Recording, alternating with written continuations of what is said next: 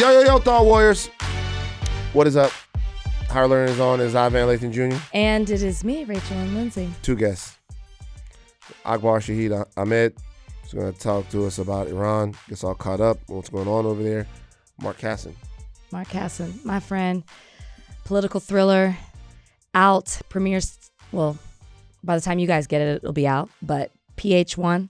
We have a great, use the word you love to use, robust conversation. Not just about the movie, but also just about the political landscape. Nice back and forth there. Nice back and forth. So those two interviews are pretty lengthy and in depth. There's stuff to talk about, but most of this other shit is bullshit. And we're gonna start with some of it right now. Donnie? It's Jade today. Whatever. Oh, Jade, happy to have you introing the topics today. Thank you. All right, so we got some quick hitters with us today. First off, Jake Paul is once again at the center of controversy, this time for suggesting the idea of using blackface as a comedic response to Drewski's last skit. He spoke on an episode of This Past Weekend asking whether he should be allowed to flip it and do the same in reverse, framing the idea as a matter of fairness, asking essentially if playing the field is equal when it comes to race-based satire. We do have a video for you, so let's go ahead and watch it. I want to ask you something because I've been, over the last couple of days, calling makeup artists, and I was going to do a response to this and like go and do like the full on darker. Yeah. Mm-hmm. And do it and just do it back because why not? Yeah.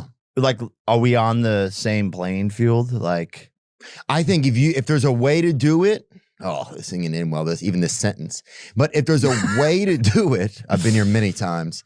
If there's a way to do it, I think there needs to be some black support for the character, I think. Like I'm saying, like say if Drewski or I'm trying to think of somebody else. Charles Barkley. If you got one of those guys to be like, hey, Theo, I want you to do this skit with me. Let's do this. But still, that's pussying out. You think it is? Yeah. To me, there's a level of like, doesn't that make us more like prejudice? Like more prejudice? That makes us, if we have to partner with someone. Drewski just dropped this. And he's done it a couple of times, exactly. I fucking love it. You already pussied out. Just do it. That's exactly how I feel. feel. You already pussied out. You already pussied out. Just do it. Don't talk about it. Fucking be about it. And don't do it with no fucking makeup artist. Do it the fucking old school way. Go fucking Al Jolson, jazz singer. 100%. Burn the fucking court. Just do it. Take it. Put it on your fucking face. Throw fucking caution to the wind. You too fucking stupid to see any type of daylight between whiteface and blackface. You guys want to have the argument you don't understand. Every time you fucking ask a white person about something, they're the most genius in the world. We invented the airplane type shit until it comes down to blackface or the N-word, and then it's Lenny from Mice and Men. Like, I'm telling you straight up, it's like, I'm just like, for real, just do it. We can't have the blackface, whiteface, which is not even a thing, conversation anymore. It's the same stuff. We've done it over and over again. I'm exactly with you. When I saw this, it was like when Delroy Lindo was like, when the guy was talking about saying the N-word, he goes, say it. That's not, just do it.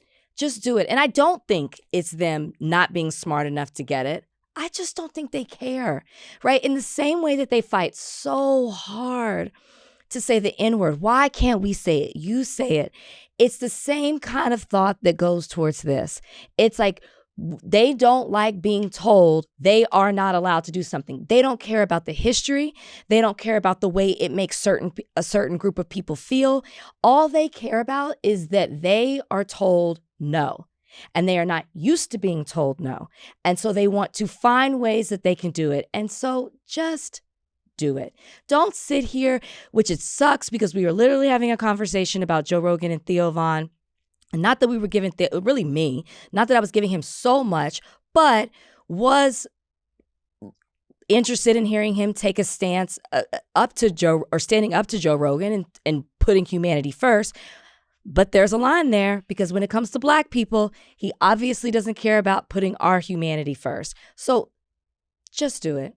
I don't need to hear you say, I need Black people on my side, because somebody would be stupid enough to do it. I don't need to hear you say you've been researching for makeup artists. I don't need to hear how you would reason this, how you like what Drewski did, how you see the comedy in it.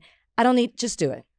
Just pussy. do it. Stop. Just do it. Like, look, I don't think that anyone doesn't understand. I mean, I can't rule it out that Theo Von and Jake Paul don't understand the difference. That can't be ruled out. I can't rule that out. I can't rule out that those guys don't understand the difference. They don't care. I mean, it doesn't really matter whether or not they understand it or not. I'm so sick of it. Just do it. Yeah. Do it, and then, we gonna boycott Netflix when your fight comes on. Just do it, and just let's have the fight. Fuck it. There's nothing else to do. Do the fight in blackface. No, just do the fight. Go all the way. You want to do it? Just do it. Like, we just do it. Okay? Sitting there talking. You know what? Your ancestors are disappointed in you, because they didn't play around like that. No. Your ancestors are up there right now going, now why are Theo and Jake beating around the bush with these niggers? Like, you're disappointing your ancestors. Just do it. Sitting around fucking podcasts about trying it. to act like you're trying to find the right just way. do it. What's the right way that we can do this and get Black people on our side? By the way, you niggas out here, think about what they think of y'all. They don't think shit of y'all. Because they know we got to get some kind of Black support. And one of y'all would do it too. And we got to get some Blacks. Just do it. Yeah. Well, next topic. Yeah. Next time, though, I'm not. Next time, now look now. Do it now. Just go ahead. I'm sick of it. Like, sitting around. That aggravated the shit out of me, bro. Offset. What this nigga up to? So Offset was shot outside a Florida casino at the Hard Rock Hotel in Florida. In the Valet area on Monday evening. Police say the injuries were not life-threatening and Offset is in stable condition. The incident followed a physical altercation before gunfire broke out. Officers responded quickly and detained 2 people. Rapper Lil TJ was also arrested in connection with the fight leading up to the shooting, but not charged with the shooting itself. He faces a misdemeanor charge and some disorderly conduct. Thoughts? I mean, now apparently, like, Offset they got all kinds of different gambling debts. Everybody came out and said they got gambling debts with Offset. Des Bryant said Offset owed him like $8,000. Yeah, there was some casino apparently. Fact check me on that came out and said that Offset was entering him for $100,000. Academic says something about like $900,000 for something else. There could be a situation where Offset, it seems like it's pretty evident that just based upon all of this circumstantial evidence, I use that. You heard that? Oh, I use your little burp right there. Yeah, I seen it. Whatever. Yeah. You probably had some pork this morning. It seems like Offset has a gambling problem. It seems like there's a gambling issue here, and it seems like he's tried to run off on the gambling plug a couple of different times. And that may be the case, but violence is not the answer. Yeah, it's definitely not the answer. Because people are saying, like, I'm not familiar with Lil TJ, but I guess like he borrowed money from him, and this is stemming from like over a year ago. I don't know, but violence is the answer. He shouldn't have been shot. Is there a more tragic hip hop story than the Migos? I know. Like, there are tragic stories. Well, what I mean, okay, guys, but obviously, I'm podcasting. Let me say that again. Rewind. Where the Migos are right now in 2026, well, they don't exist. When you thought about, or when you think about the heights of Bad and Bougie, where that group had gotten, to me, the Migos became one of the most significant rap groups in hip hop history. They were holding down shit, getting busy.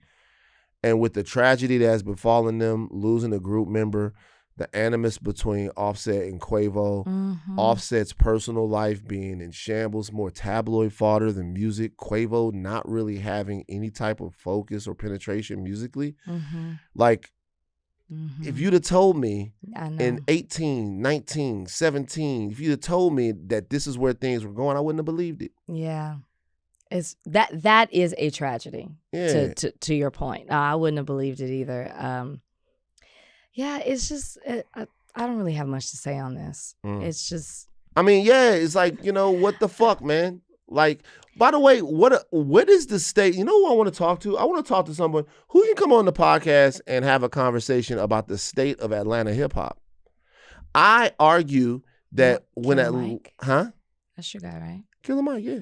Yeah. But Killer Mike wasn't kind of a part of that movement of Atlanta hip hop. Killer Mike is an elder statesman in that regard, but he could probably still start. But he's not going to really. He's very, very, very Atlanta first, so he wouldn't give us anything legitimate on the state of Atlanta hip hop. He's going to be very supportive of his brothers and all of that stuff like that. When do you think it took a turn? What you talking about? You said state of Atlanta hip hop. When do you think it took a turn?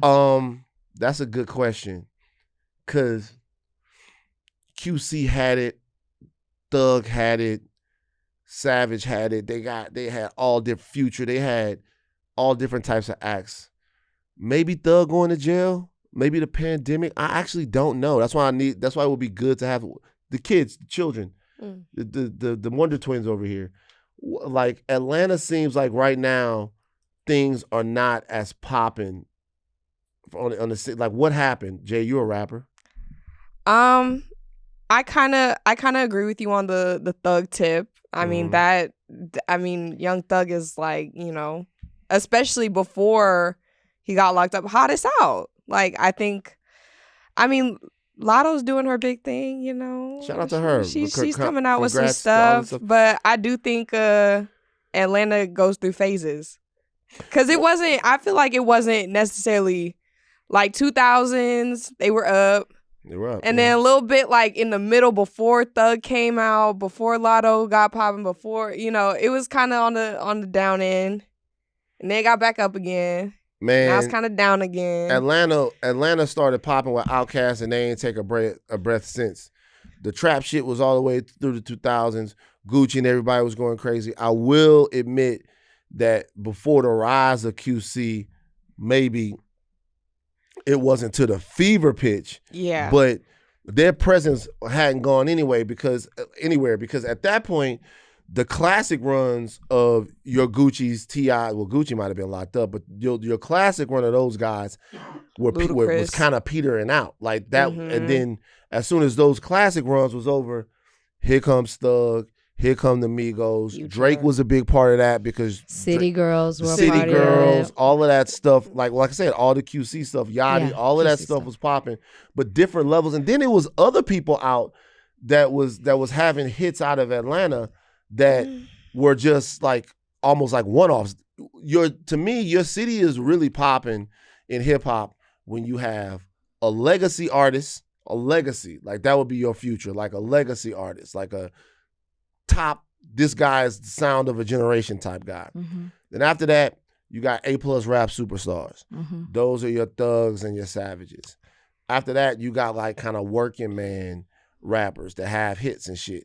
Then you have people that pop off on one-offs, like McConan come through. Like seriously, like people like that. The sound is so potent out of the city that like everybody can eat off what's going on. The infrastructure is so good that everybody's getting a little taste of it, and really the money is getting, and that's like gone. It'd be an interesting cover. You're right. We should have somebody come in and kind of talk about it. Yeah, to have somebody come in and talk about what's going on. But like Mike, Tip, all of those guys, those are the elder statesmen. They're not going to be like good on the convo like that. If you want to have even T.I. Well, I mean, look, if you wanted to have a conversation. What about Ludacris? You think Ludacris too? I mean, he be tapped in. I know these guys are like these guys are my favorite guys. Okay, first of all, it sounds like so he's basically saying they can't be. So the person needs to be what age group? Well, they got to be somebody that had I mean, Tip did have his label, but it would have to be somebody that was a part of this whole thing. It would have to be someone that somebody who's in QC. What's his name? Coaching P. But like they're not gonna talk about it. But just like somebody that was around, like a hip hop journalist of some sort. Yeah, you need to come on and talk about that, like what's going on in Atlanta. Because I tell you, that's important. Atlanta's health in hip hop is important, man. It's very, very important. And people been talking about it. Let's see what happens. See if everybody kind of gets back together. Who's behind? There's new cats coming out, but like, who's behind the thug generation? Y'all tell me. Y'all supposed to know. Who's behind the thug, savage? Mm-hmm. Who's the hottest 23-year-old, 24-year-old rapper from Atlanta right now? Yeah, who's the hottest? Who's the hottest 23-year-old rapper? Period. Who's the hottest young rapper? In Atlanta, I don't period. really. Period. Period. Give me a young rapper. Oh shit, we gotta go with Pop. Pop Smoke. Yeah, he's like 1 year older than me. He dead. Pop Smoke is dead. Yeah, I know, but he still was. Okay, you know Bernard, what, nigga? no. Like, you know, like Bernard, no car. That's it. Pop Smoke. I covered. How old that. is Gunna? How old is Gunna? Oh, Gunna How old is matters. Gunna, Yeah. but Gunna is still a contemporary How of old those is guys. How old is Lil it? Baby? Lil Baby, no. Lil Baby's a contemporary. Though. See, we didn't even mention Lil Baby. Like, think about what Well, he's Lil under Baby, QC Gunna, too. Thug, Yeah. all of that stuff. Those guys were. It was up. It was crazy, and now it's Mhm. kind of like maybe it's a little quiet. But hip hop. Where's period Playboy is quiet. Cardi from? I don't know where Playboy Cardi is from. Let me see. I think that's Atlanta too. I'm not sure if I'm not mistaken.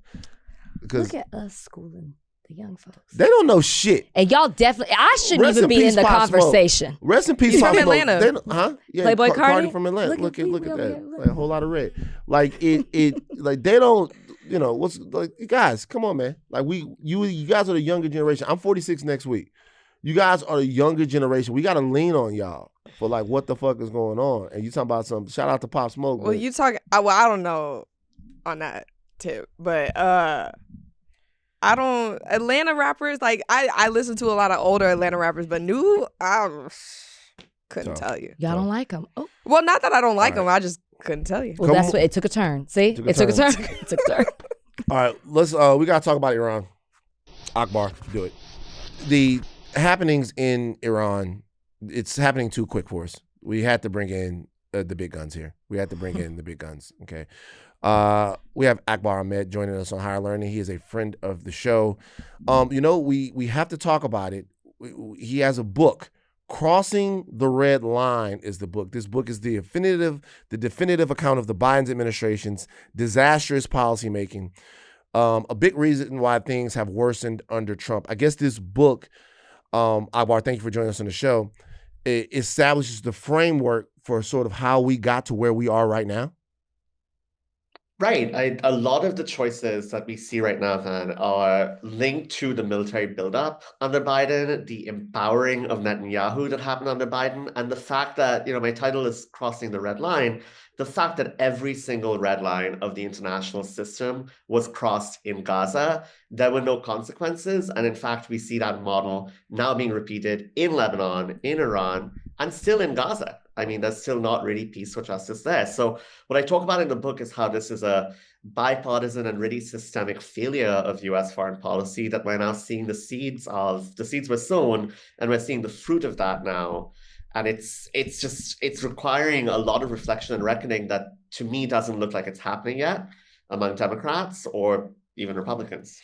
So our audience knows you, senior diplomat correspondent at HuffPost. Like, you have just the entire region in your mind, and we got to get to the bottom of this, okay?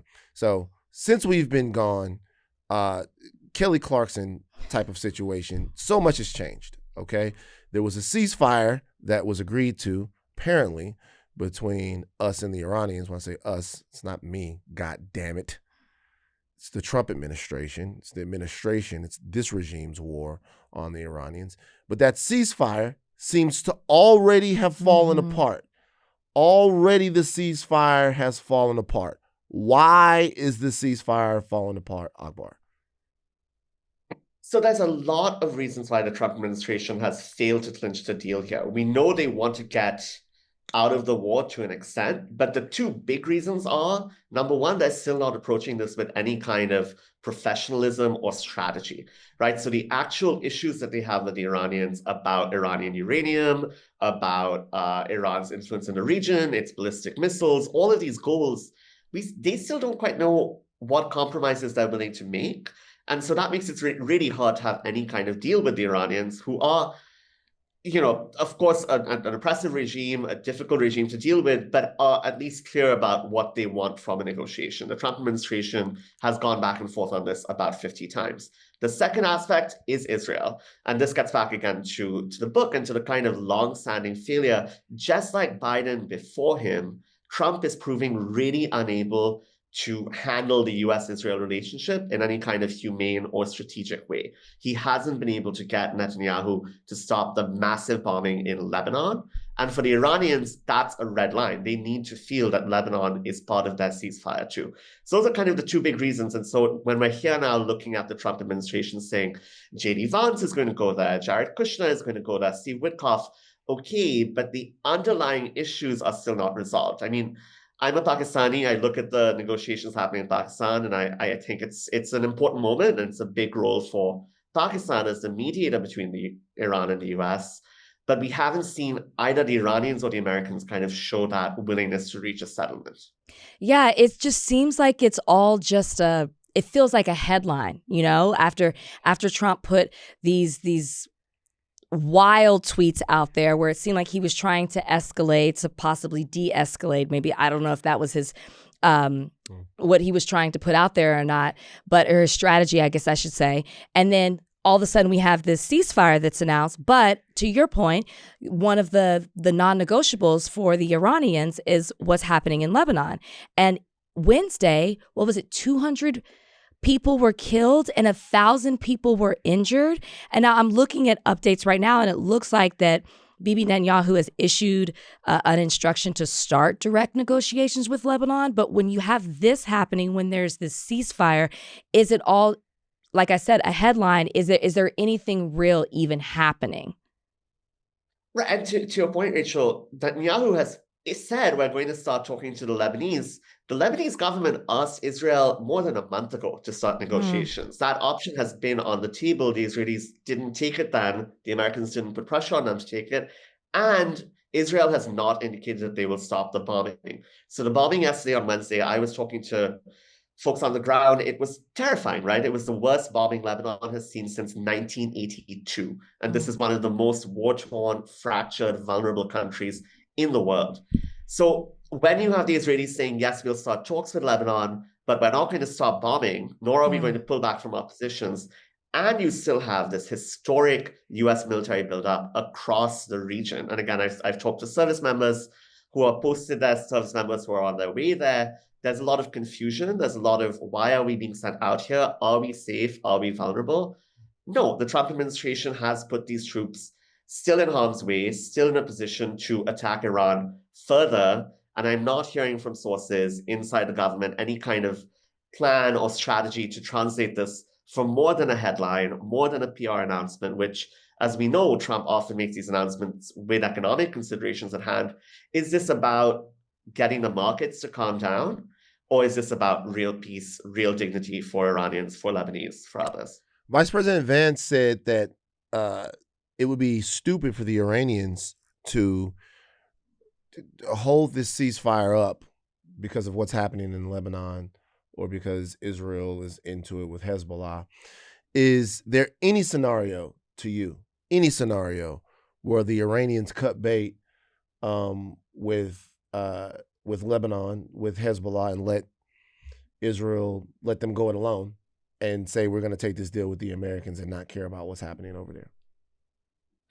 I would say that analysis is it's both outdated and hubristic, right? And what I mean by that is, yes, the Iranians have in some previous moments, they have not joined Hezbollah. Hezbollah launched a war with Israel after October 7th in support of Hamas in Gaza. The Iranians didn't really help Hezbollah then. And when there was a full Israeli assault into Lebanon, they didn't really do much about it. They launched one big barrage of missiles. But that was before Iran felt that the US and Israelis were at their neck, right? Now it's been turned into an existential moment for Iran. And this question of, can they retain their network? Can they retain the appearance of loyalty, friendship, solidarity across the region? That's really important. And from the Iranian standpoint, they're coming into this from a narrative of defiance, right? That's where it gets to the hubris. I mean, the US is not walking into this, despite what the Trump administration says, as a winner. or as the stronger side. The Iranians feel they are walking into the talks as the side that's proven after 6 weeks of really advanced bombing and 3,000 people at least killed, just horrors in Iran. The Iranians still feel we showed you, we got you to the table, and Trump was the one who was kind of weak and folded. So I do think that Vance is kind of misreading the situation there. I don't see a scenario in which the Iranians hang out Hezbollah to dry, especially since they're not only looking at Hezbollah, they're also looking at the Houthis in Yemen, another important ally at a strategic waterway. And they're kind of thinking about a bigger strategic picture shift, right? For them, they want this to be the moment where they're reasserting in the region. Strait of Hormuz is now a weapon they use all the time. And they're looking at that by saying, we also don't want Israel to be the regional hegemon. So that I don't see them doing that. There's a lot of talk about this taco theory, I guess, that was coined last year. And some people had predicted, okay, well, once Trump put out those tweets, that he always chickens out, right? And then all of a sudden you see the ceasefire, you see this deal that's proposed, which favors the Iranians as it's presented.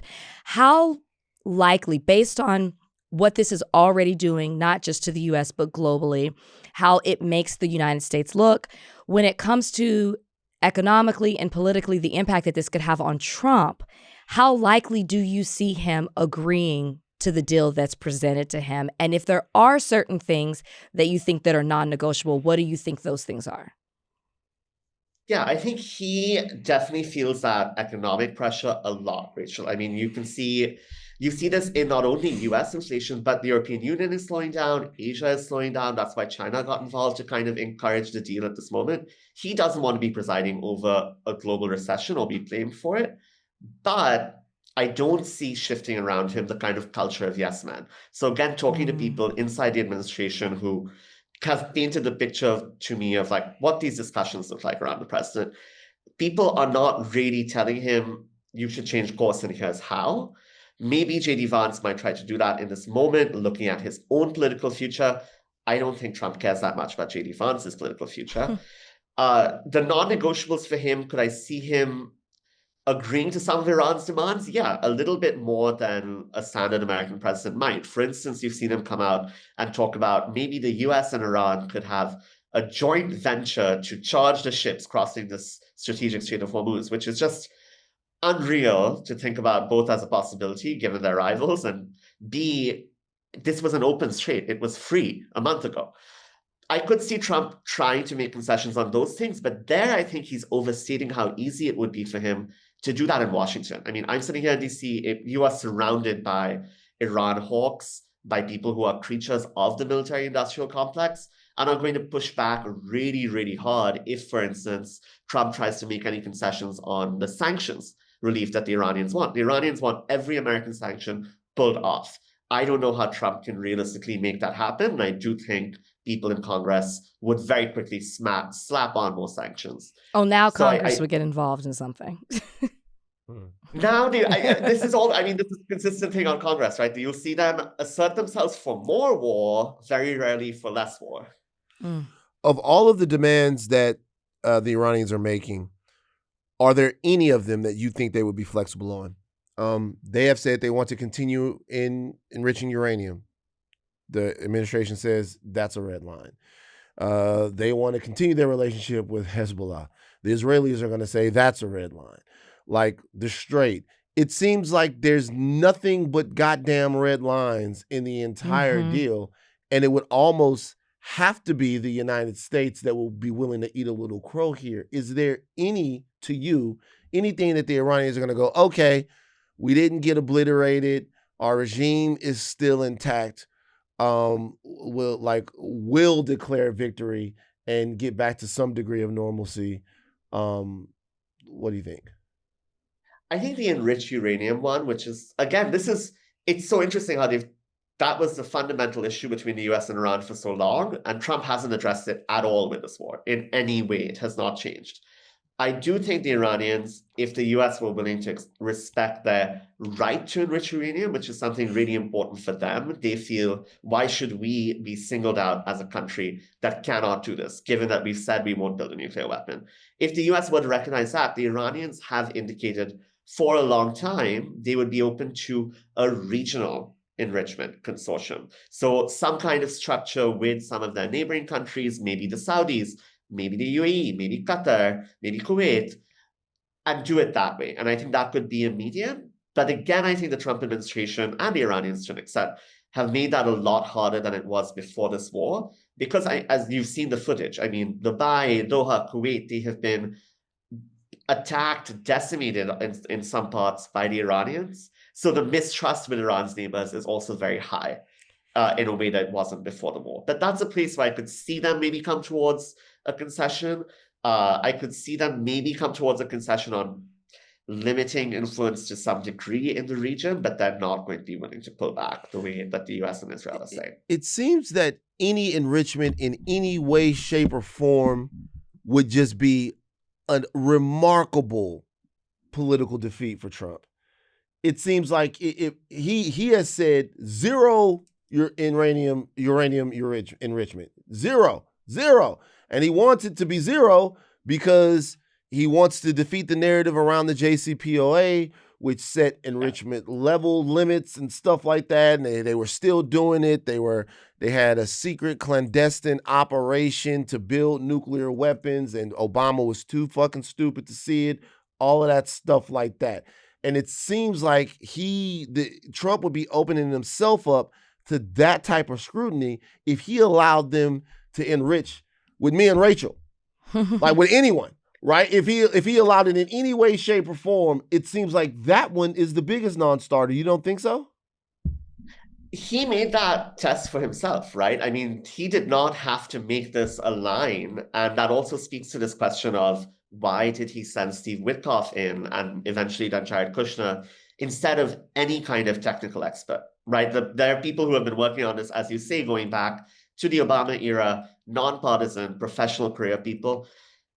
It would be a climb down from Trump. It would be a U-turn, again, of his own creation, and again of Netanyahu's creation, because don't forget, he went into this war with Netanyahu. Netanyahu would have to accept that he was out there saying, we are going to get rid of Iran's stockpile of enriched uranium.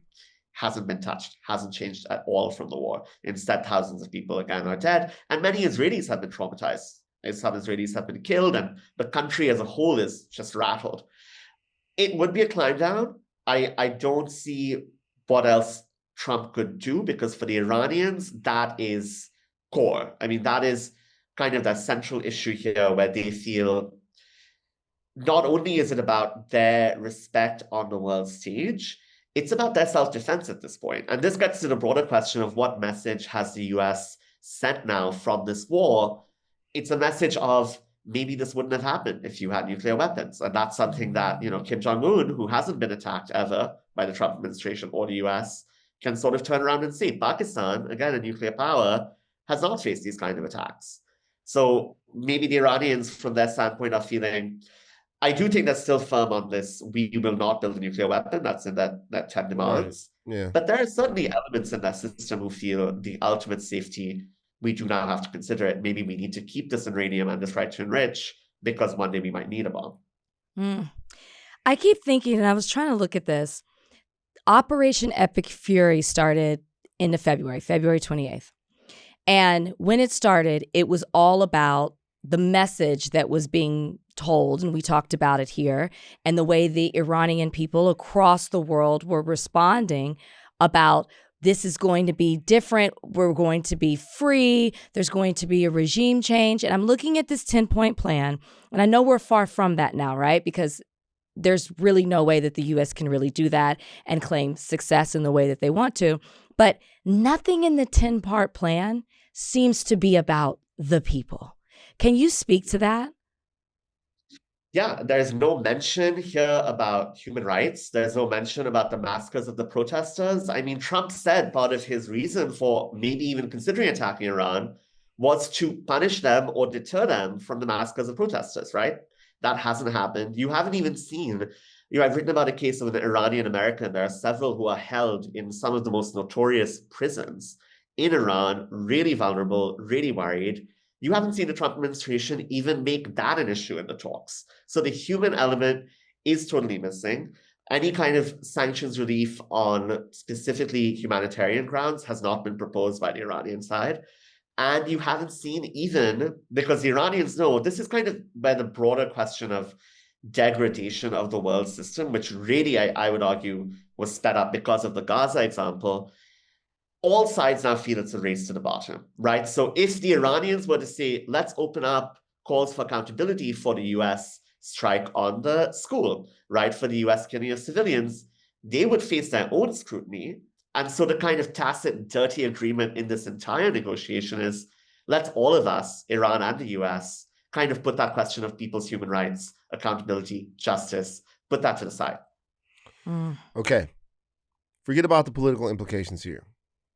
How is the world different fundamentally from the time before this war began? Right now, how's the world different?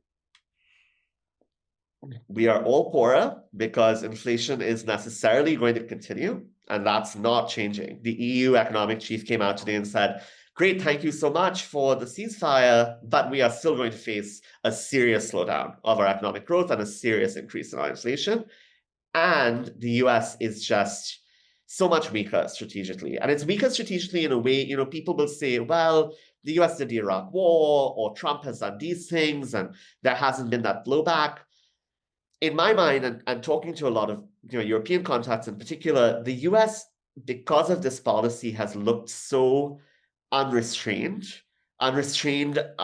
from international law. You saw Pete Hegseth come out and say, we are not dealing with any stupid law of war in this campaign, unrestrained from any sense of strategy or planning. So when you look at the world after this war, it's a lot harder for countries, for governments, even pro-US people, to make the case to their populations, let's go along with US foreign policy maneuvers. And that has implications for the US competition with China. It has implications for how any future government in the US, Trump or not Trump, will be dealt with by partners abroad.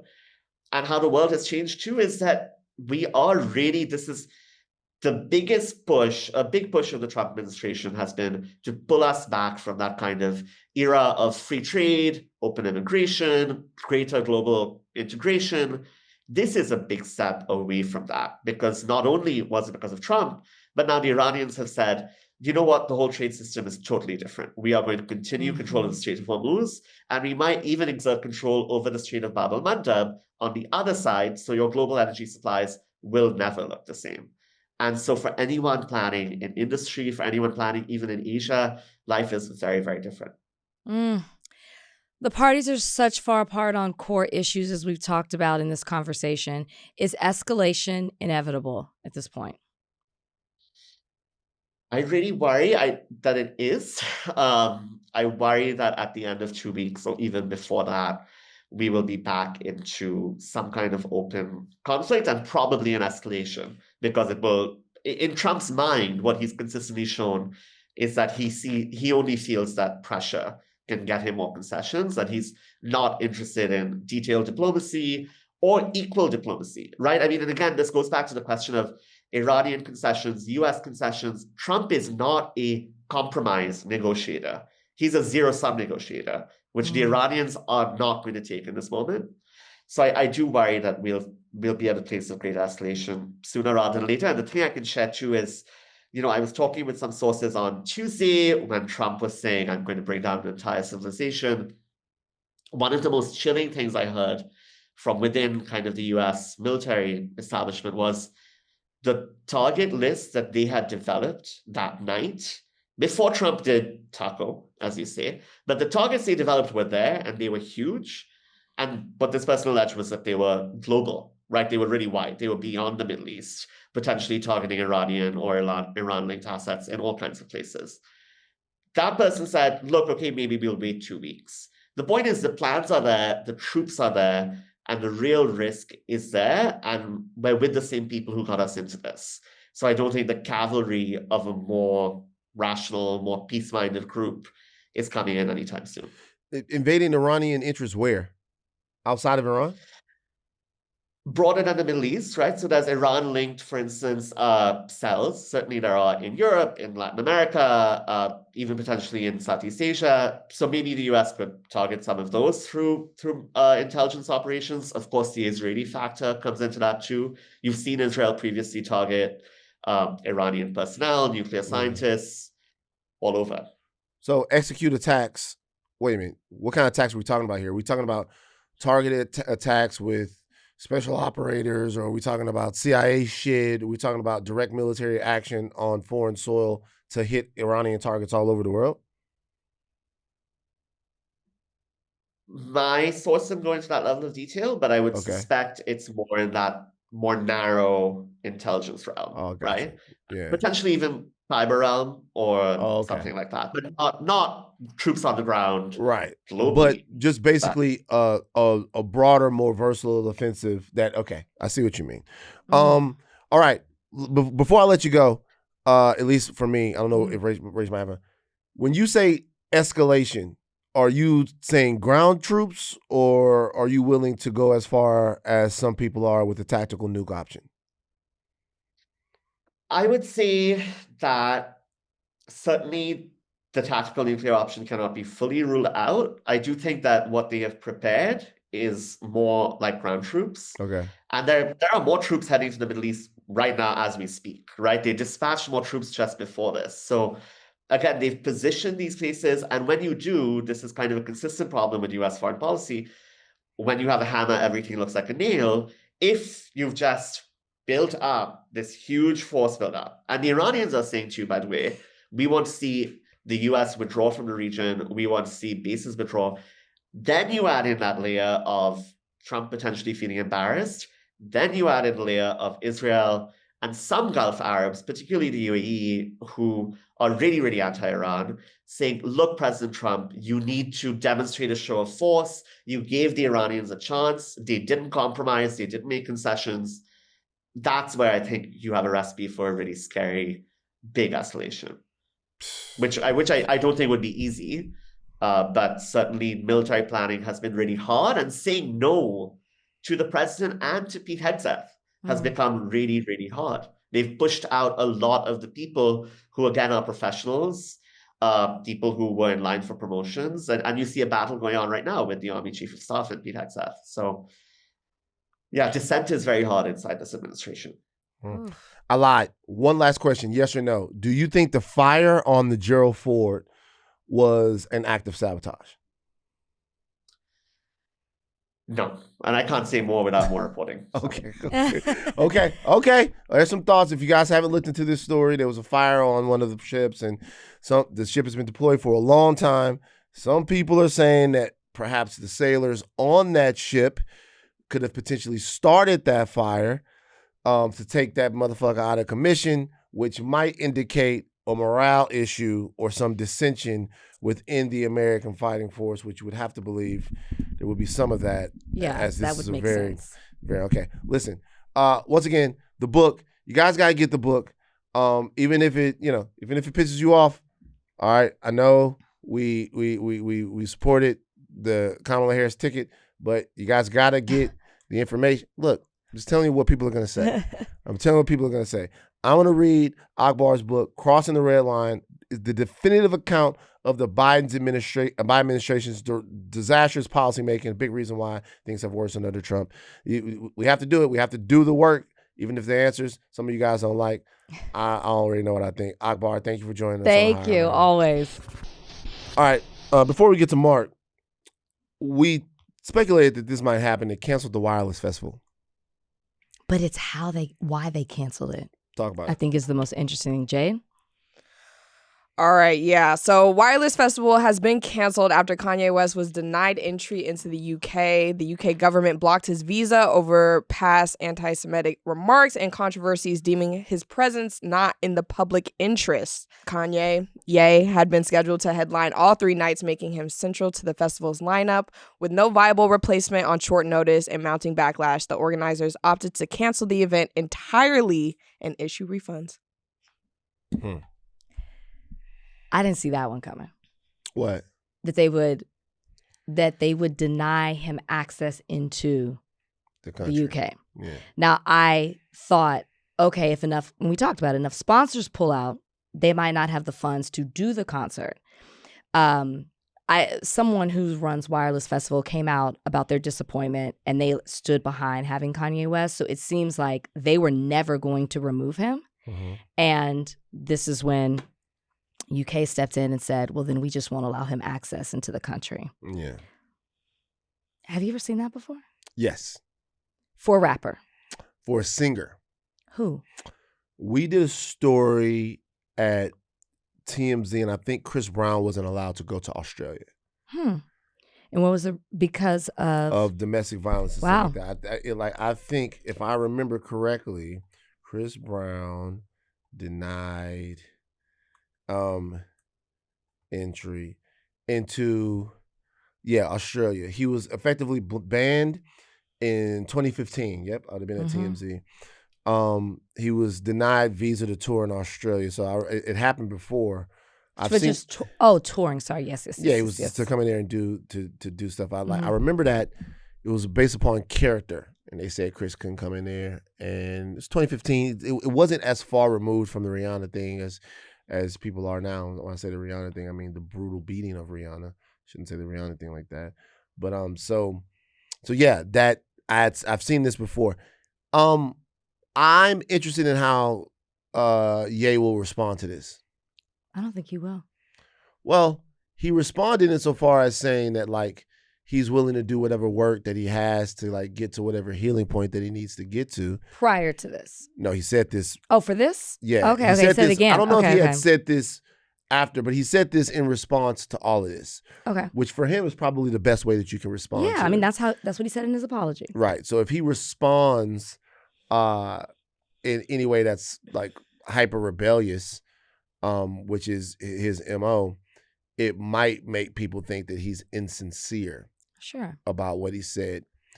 Look, if Kanye is sincere about atoning and making amends, then he had to know that there would be some roadblocks along the way, and there would be some consequences. So stuff like this will test his sincerity. We'll say this. Just the way people are right now, if it looks like he's being over-persecuted, it's going to help him. If it looks like and look, I'm just telling you guys what the reality is. Because right now, there's this interesting thing that's going on online where people are having to remind people like the lengths that Kanye West went to. This always happens, right? Like it always happens. The news cycle goes so fast that people forget what was said. Or they fall into the music or the concert or whatever it may be, and they water it down. They excuse certain behavior. They move on past it. They compare it to somebody else's behavior. They reason it out however they want to. I don't see this gaining Kanye. I think the people who want to support Kanye West, who are going to go to his concerts, I said this last time, are going to support him. I don't see this, what's happening here, making him or getting him more support. I don't see him garnering more support because this happened. I think it's the same people who were already down for him, who feel like people should move on, who feel like people that he apologized are going to make a big deal out of this. I will say this though. This is why I ask you if this has happened before. I guess I think about precedent. Like what are you, like for the UK, totally in your right to do what you want to in regards to your country, blocked his visa over his past anti-Semitic remarks and the controversies, and didn't deem that him being there and him performing was in the best public interest. All right. Was not in the public interest of its citizens. Are you setting a precedent, right? The next performer, will you be looking at, now, Kanye West has a years and years history of the anti-Semitic remarks and the controversies, but are you setting a precedent to now every artist, every type of performer, you have to look into what they have done. What's the line? What's too far? What's too much? Like and I'm not here to litigate it. It just made me think of that when it comes to, I'm banning this person for this. Okay, well, is that something you're going to continue to do? Is Kanye West the test? Anything worse than Kanye gets banned from performing in the country? Is it like, how far does this go? Well, they've done it many times. Wayne, Chris Brown, Busta Rhymes was not officially banned. Snoop, Black. like they've done it many times. What were their reasons? Tyler the Creator, apparently. I feel like I remember the Tyler one. Like Benny Butcher, like this, like I've covered, like, you know, just at TMZ, like they will ban you based upon this stuff. So we should have known this was coming then. And maybe I hadn't thought about it. I didn't know all these people were banned. The reason why I said that this could end up helping him is because, you know, like this particular conflict is what Kanye West's rehabilitation actually needs, because it was going so swimmingly. I agree. That people thought, okay, he's back, it's cool. And for him, the more rigorous the rehabilitation is, the easier it'll be for him when he's on the other side of it. All of this assumes that Kanye West isn't an anti-Black, anti-Semite. This is the most charitable interpretation of that, right? This assumes that he doesn't really have those views, because somebody that really has those views can't over a long enough timeline hide them. You can't. Over a long enough timeline, that shit comes out. It seeps out of your pores. Some of it'll be intimated. It'll get into the music on a long enough timeline. But if he truly was having this profound mental break, and that is the reason why all of these things happen, then this is actually an opportunity for him to be more rigorous, like I said before, about demonstrating that he's changed or that he's feeling better or whatever. So it's actually an opportunity. It's definitely a setback, but it's actually an opportunity if in fact he's actually changed. And we'll see how they handle it. All right, Jade, before we get to Mark, peak white mess. We don't really know much, right? We don't know anything. But Jade, go ahead, give us a little bit. All right, so New England Patriots Mike Vrabel and top New York Times NFL reporter Dianna Russini spotted at a hotel together. Photos published this week show Mike and Dianna together at a luxury resort in Sedona, Arizona, including moments where they appear to hold hands, hug, and lounge by the pool. The images were taken March 28th at the resort and quickly went viral, drawing widespread attention and speculation on social media. Thoughts? They're both denying it. They're both saying this is laughable. They're both saying they were not there, just the two of them. There were a group of 6 other people. There haven't been photos of a larger group. That kind of stuff wasn't there. Now, you would know this better than me from your TMZ days, but when I look at these photos, this looks like a PI was hired. That is exactly what's happening here. This is So somebody hired. whether or not they're fucking, That ain't paparazzi. actually PI. doesn't matter. What matters is somebody thinks that they're fucking. This is Okay? So for Vrabel and Russini, I don't know if they're doing a horizontal mambo.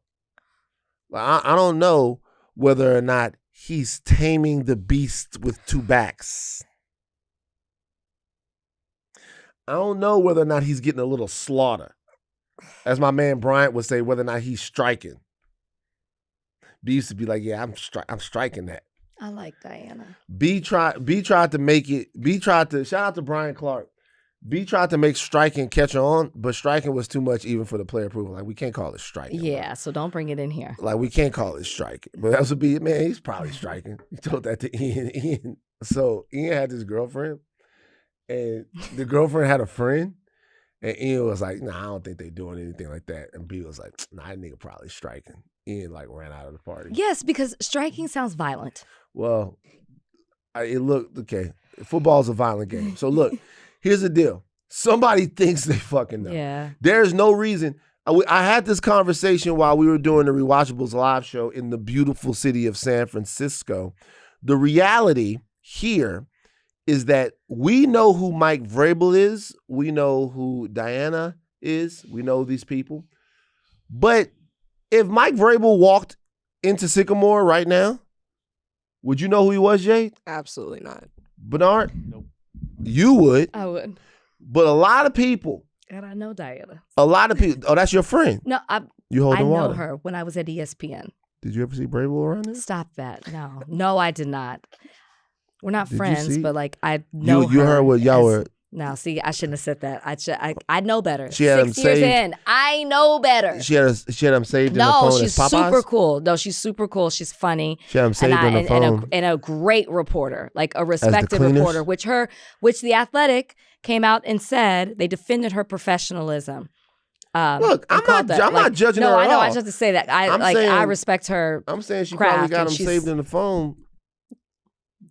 No, don't allegedly. Okay, But look, I'm just it's a joke. I'm not in any way, shape, or form. Hold on.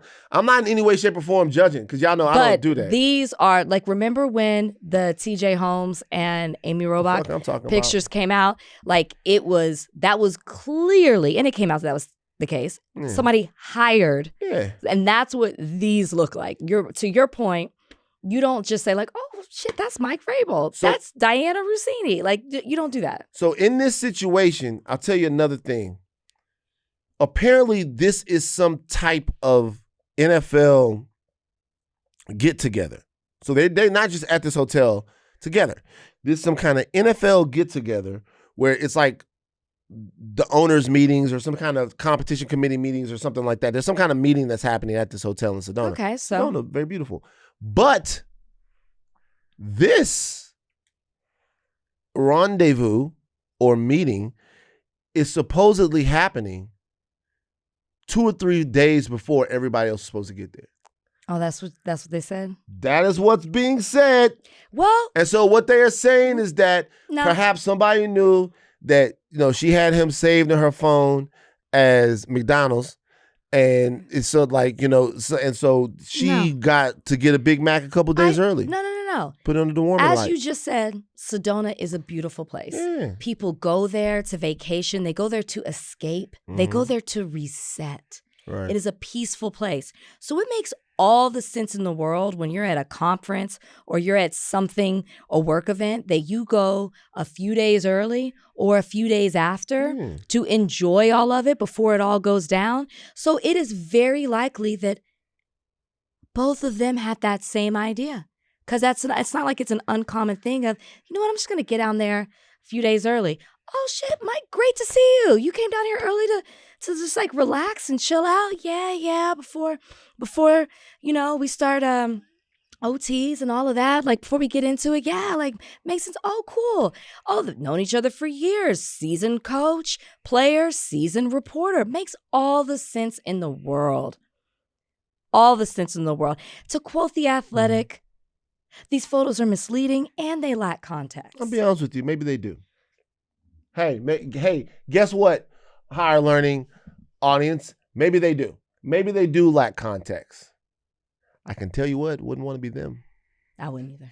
It's tough. I wouldn't either. That's a tough one right Not there. one either. Because that's when everybody's just poking around, looking at past things that you said. She said something about her everything. husband. Her husband was average. But if you She said the follow, shit. She said but that she shit. did. But if you follow Dianna, like her on mic camera personality, not when she's doing the reporting, she's very self-deprecating. She's very sarcastic. She makes jokes like that all the time. So when I'm like, just like nobody thought much of it when she made that joke like 4 years ago, because that's kind of her personality.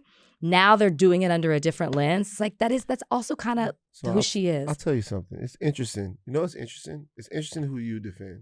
Because I get in trouble for defending I'm giving people. context No, as somebody who has you know what this followed is? her career. You know what this is? You know what I need? I need my effect because this is the house of love. You're doing a house of love. This is a house of love treatment you're giving I don't believe in the house to of these love. people. You're giving it to them right now. They were in the house of love, maybe, Not them. allegedly. Her. You're giving her a house of love treatment here, I gotta say. And by the way, before we get out of here and get to the interview, I wanna say this.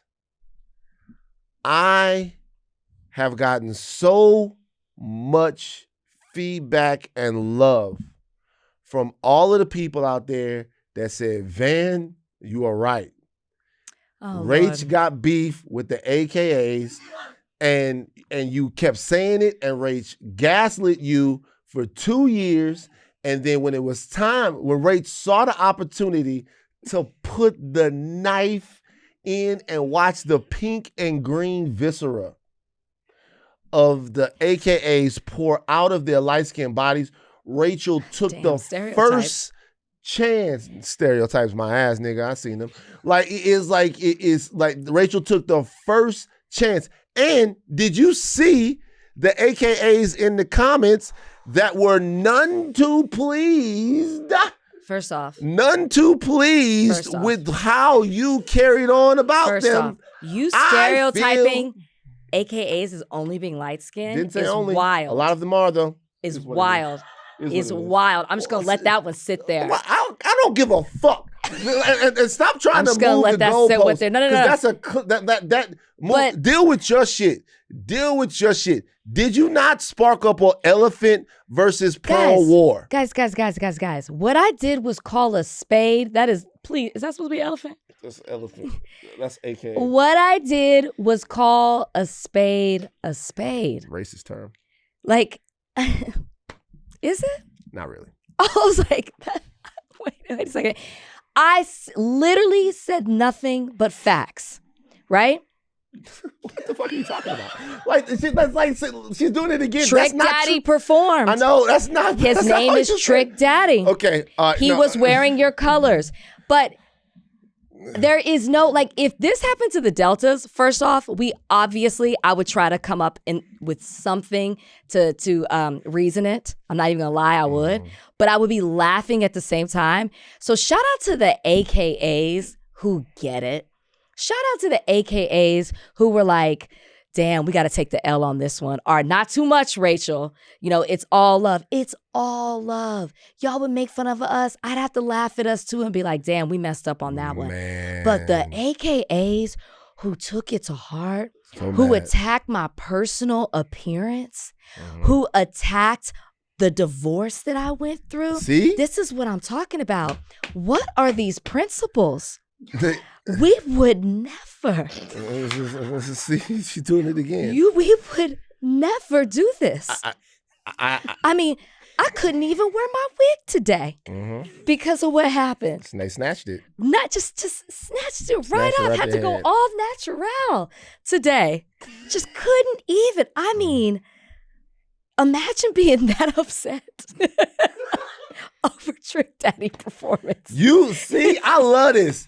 Keep it. Hey, by the way, I want to say something here. Now, this is according to what I got on the internet, and this might not be true, but there was the 57th Delta Sigma Theta National Convention in July 2025, and here's who performed At the national convention? It was the Clark sisters. Amen. Michael Boone, Lucinda Moore, Jeffrey Lampkin, and they set a Guinness World Record for the largest wobble dance line. That's some wholesome ass shit. So y'all can say what y'all want. Remember, I'm outside of it. I'm not remember this? You're not a part of it. You don't know. There's no rivalry. Man, you don't know. Now they talking about your motherfucking wig. It's like I'll tell you what though. I'll tell you what. I ain't got no dog in the fight except for one. What I got, I tell you what I got. That's HL. You come at race, you come at me.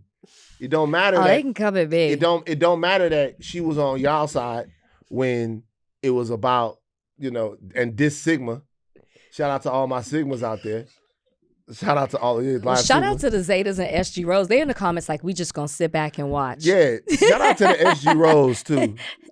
Shout out to SG Rose, man. Shout out to them, all 5 of them.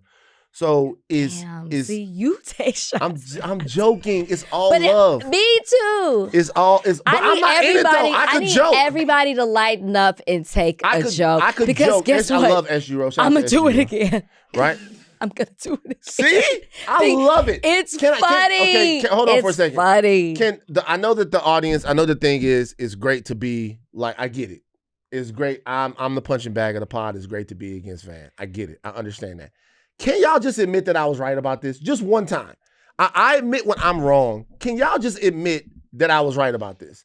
I just want this one. Can just one? Just give me one, guys. Just admit, yeah. If there's an opportunity, we're gonna take it. Boy, when I looked up this list of people, I was expecting to see. I was expecting at our convention. Yeah, at least Sierra. Amen. But they had the Clarksons, the legendary Clarksons out there. Look, Amen. we over here. The Clark Kindred sisters, Family Soul Legacy performed. Doing the wobble, and y'all jumping on the dick. Jumped on the dick. AKAs, man. Shout out to the AKAs, man. The 23 convention had Jay Ivy. I'm telling you. Founders Day concert in Memphis had Angela Winbush. When I went, they had Patti LaBelle. See? It's different. But look, the AKAs tried something different. They tried something different. Shout out to the AKAs, and man. if I had been there, I would have had a fantastic time. Right. I would have had a fantastic time. But it's funny. Should we do, on the next episode, should we do a member? Like, can we stack up who's an AKA and who's a Delta and like get a definitive? If you want to. It's not if you want to. You didn't touch it off. You the one that kicked it off. No one told you to do that. Like, no one said, like, there was no reason. We were always going to talk about this Trick Daddy performance. I understand, but I just want to know that was a gratuitous shot at the AKAs, and it was legitimately, to me, some of the best work. I loved it. You're such an instigator. Nope. I thought, I'm looking at this. Mad people hit me up like, they like sinister rage. They like petty ass rage. They do. Yeah. They were so mad. Did y'all read the comments? They were so pissed off. Yes. But yeah. The wig will be back on Monday. Yeah, bring the wig back. Don't let them take your wig. No, they really you. didn't. I just didn't have time. But I just didn't feel like wearing it. Hey, seriously though, all jokes aside, I'll say it again, even though nobody cares when I say it. All of those organizations, all of them, are absolute pillars and cornerstones of Black cultural history. Yeah. They are. They're not the biggest pillars. They're not the biggest cornerstones. But all of those organizations are very, very important. Culturally, they're meaningful. That's why I know about That's why them. he wants to be in it. See, I don't. That's why. I definitely don't want to be a part of this. Now, look at the fucking. I'll try. See how I tried to be. You know what?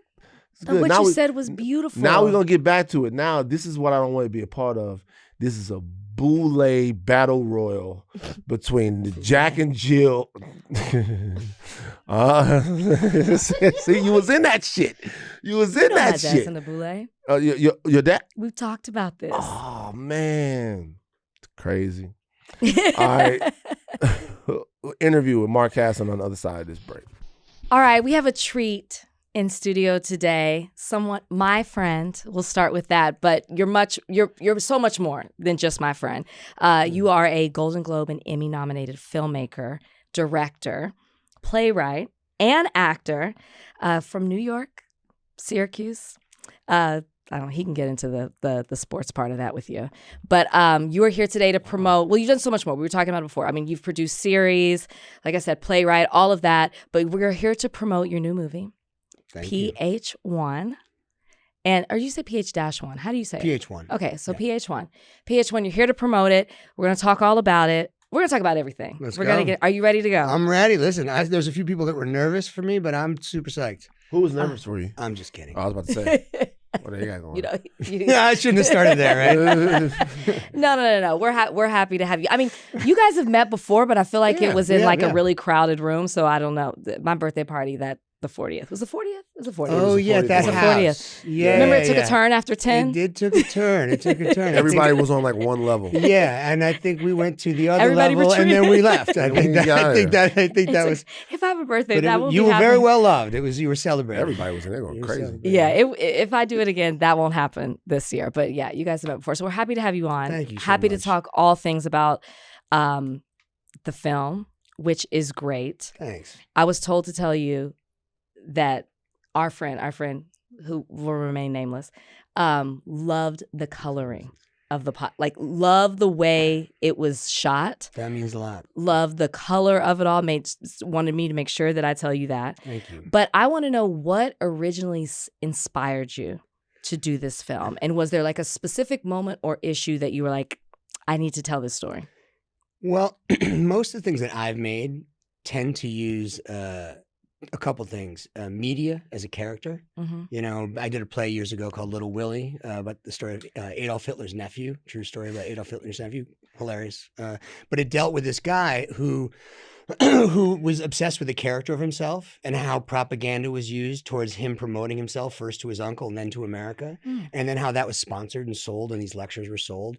I'm always obsessed with that and how people get their message out and figure out who they are through the media, and then how that message is used and then propagated both by the people who watch it and the sponsors and people who make money from it. So that's an interesting thing to me over time, and I think that's timeless. And then in the last 7 years, 5 years it's been up, I have a civic engagement website called The Starting Point, nonpartisan. And we've interviewed probably about 500 members of Congress, a couple of presidents, members of cabinet, excuse me. Excuse me. And in that time, and we cut ourselves out, me and Chris Evans, my partner, and some other folks who work on it, we cut ourselves out because it's not really about us. We use our media to highlight and give access to other people.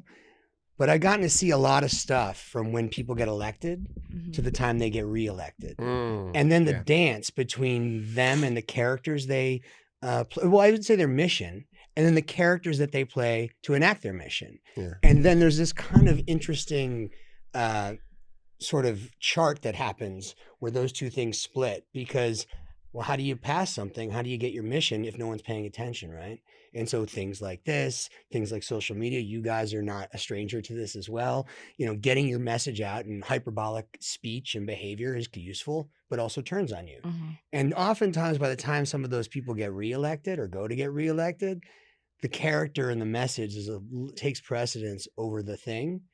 And people tend to kind of become like a shell sometimes of themselves. Not that they mean to, but I think some of the things they want to do gets a little bit lost in the process. And so this is my dramatic, hopefully entertaining interpretation of a version of that. Yeah. It's interesting because a politician with a promising future is held hostage by an unseen captor and forced to watch his reputation collapse in real time as social and traditional media weaponize speculation, spin, and virtual outrage. In that, who is the captor representing?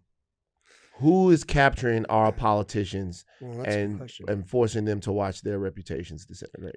I mean, you know, there's a literal captor that is the engine of the film. You don't know who it is, you know, or how many people it is. Right. But the captor would be the media, and I would argue yourself, right? So again, in this dance between getting your message out, whether you're a politician, you're a CEO, you're an actor, you're selling knitting from Tecumseh, you're trying to get known, right? And you're using the media to do that. And these days, the media to me is also technology, right? I mean, we're on Spotify, the technology is delivering that. And so that sort of owns us, you know?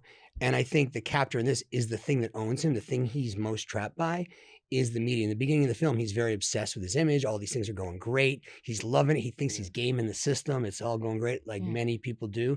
And then something turns, and the thing that he thinks he has a handle on has a handle on him. So more than the person, to your point, that's capturing him, it's really the media that's trapping him. Well, that's what I meant more broadly was this seems to be an allegory for what you feel like has our political figures arrested. And because of the work that you do, the fact that it's bipartisan and you're trying to have a conversation that's sort of broad, it seems like the movie is trying to say something about maybe prescriptive about how you get out of that capture. How does a politician that's promising and has his or her entire future ahead of her avoid being captured by the people that could leverage their relationship, or leverage their reputation to make them do what they want them to do? Yeah, I think for me, what I hope, you know, I like movies that ask questions and force you to ask questions. Certainly. And then hopefully debate by the time you're done and kind of wonder wherein lies the fault. In this one, for me, it's like, you know, he who hath no sin cast the first stone, you know? So we all have a part in it, and everyone in it has a part in it, rather than sort of placing a specific blame. And, you know, if we've done our job remotely well, everyone's a little upset or feels for somebody throughout the journey of the film. But I think, you know, my personal opinion is we, the audience, have a big part to blame. You know, look, you could say back in the day, you got Fox, you got MSNBC, and depending on what you pay attention to, that's where you're going to get your information from. But you are making that choice. Nowadays, that choice is partially being made for you, not because it thinks that that's just what you want or those are who you want to, those people are what you want to hear, but how you'll stay engaged with the device, how you'll stay engaged with the media. And so, we are captors, but we're not choosing to go anywhere else as well. I mean, look, I love Spotify, but I am also, and that's not because I'm on it, but that's what I use. But I am a lazy listener. I got an awesome record collection that gathers dust, and that's my fault, that I am on the same 15 playlists because I'm a lazy listener. It's a little more dangerous when it's like your information, We had Dr.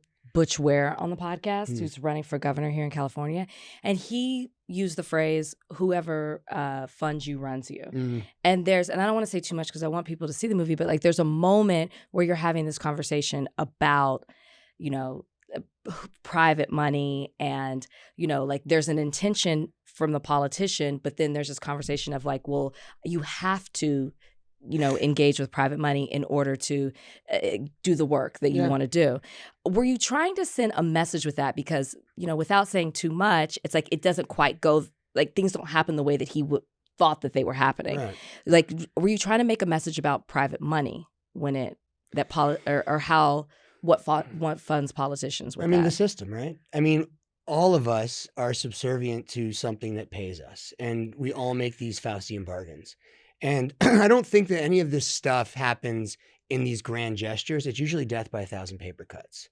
You get what you need to get somewhere, and you believe that you can manage the cost of what it is to get what you need to do what you believe is the greater good, or even what you want for yourself. That cost oftentimes really reveals itself the deeper you get into it. And I would say the more successful you get, and I would think that, that all of us know this, the more successful you get in almost any industry, whether you're a CEO or an actor or whatever, you have less people around you to actually keep it real with you.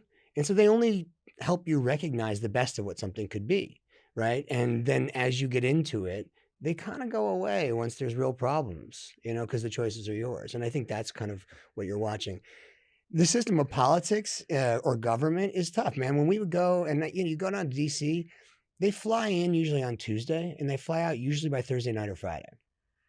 And those nights, at least one, if not two of those 3 nights, they're at a fundraiser. And you could be cynical about the politician, but they also have to stay elected. So Congress is 2 years. So 2 years, how long do you have to do something to when you got to start keeping your job to do something? And so that is the system, right? How do you get a movie like this funded? A lot of people out there are listening. They want to be filmmakers. Yeah. This film has something to say. And a lot of times when you're trying to get your movie funded, you're trying to get your project funded, they want a film that they feel like is a Blumhouse A24 model. That's not a shot. I'm just telling you guys, you make the horror movie for $3 million. It has a high premise. They're like, we're going to make $30 million and that's how we stay in business, right? This film seems like it's weighty. It's serious. It's almost, it seems like there are now a ton of characters. It's got a play feel to it. 125, which I love. Thank you. Okay. I love that runtime. Like, how do you get someone to see the vision of what you're trying to say and get this movie made? Well, I'll reverse that. So first, hopefully it's massively entertaining. It's a thriller, and we've been going to these screenings, and I got to tell you, there's nothing more satisfying than like the last, I'd say 25 minutes, watching everybody lean, you sneak in, you watch them lean forward, and then as you got them. Oh yeah, and audible gasp. Audible gasps. We did a screening at SAG the other night, and to see 120 people scream at the same time is maybe one of the most satisfying things you can get as a filmmaker. So first, there's that. You got to make. So for people that think this is going to be something that's like, this is a thriller, popcorn. You're gonna love having. It's a thriller. Okay, cool. It's a fast, fun ride. Right. It's about something, and I tend to make things that are about something. But I don't think, you got to ask the audience to bear with you to take a lesson and stuff like this. You got to entertain them. So that's got to be first. Then backing into your first question, you make it and you get it funded any way you can. For whatever reason, most of the movies I've made, no matter how big the actors have been, no matter some have done extremely well, and been nominated for all sorts of things, and some no one will ever hear of, most likely, or should hear of maybe. But they're all made usually through independent money. Okay. And now So you're always at a fundraiser. Well, yeah, basically, yeah. I mean, I've raised film funds a couple times. Of course, yeah. And I've done that based on a few different things and a couple models that I've used. But the goal has always been to empower artists, me and others. I know I've helped fund as many more films that I didn't make as a director or as an actor than I have. Right. I'm a huge community guy. I come from theater. I believe in the community of artists raising each other up and finding ways to do it.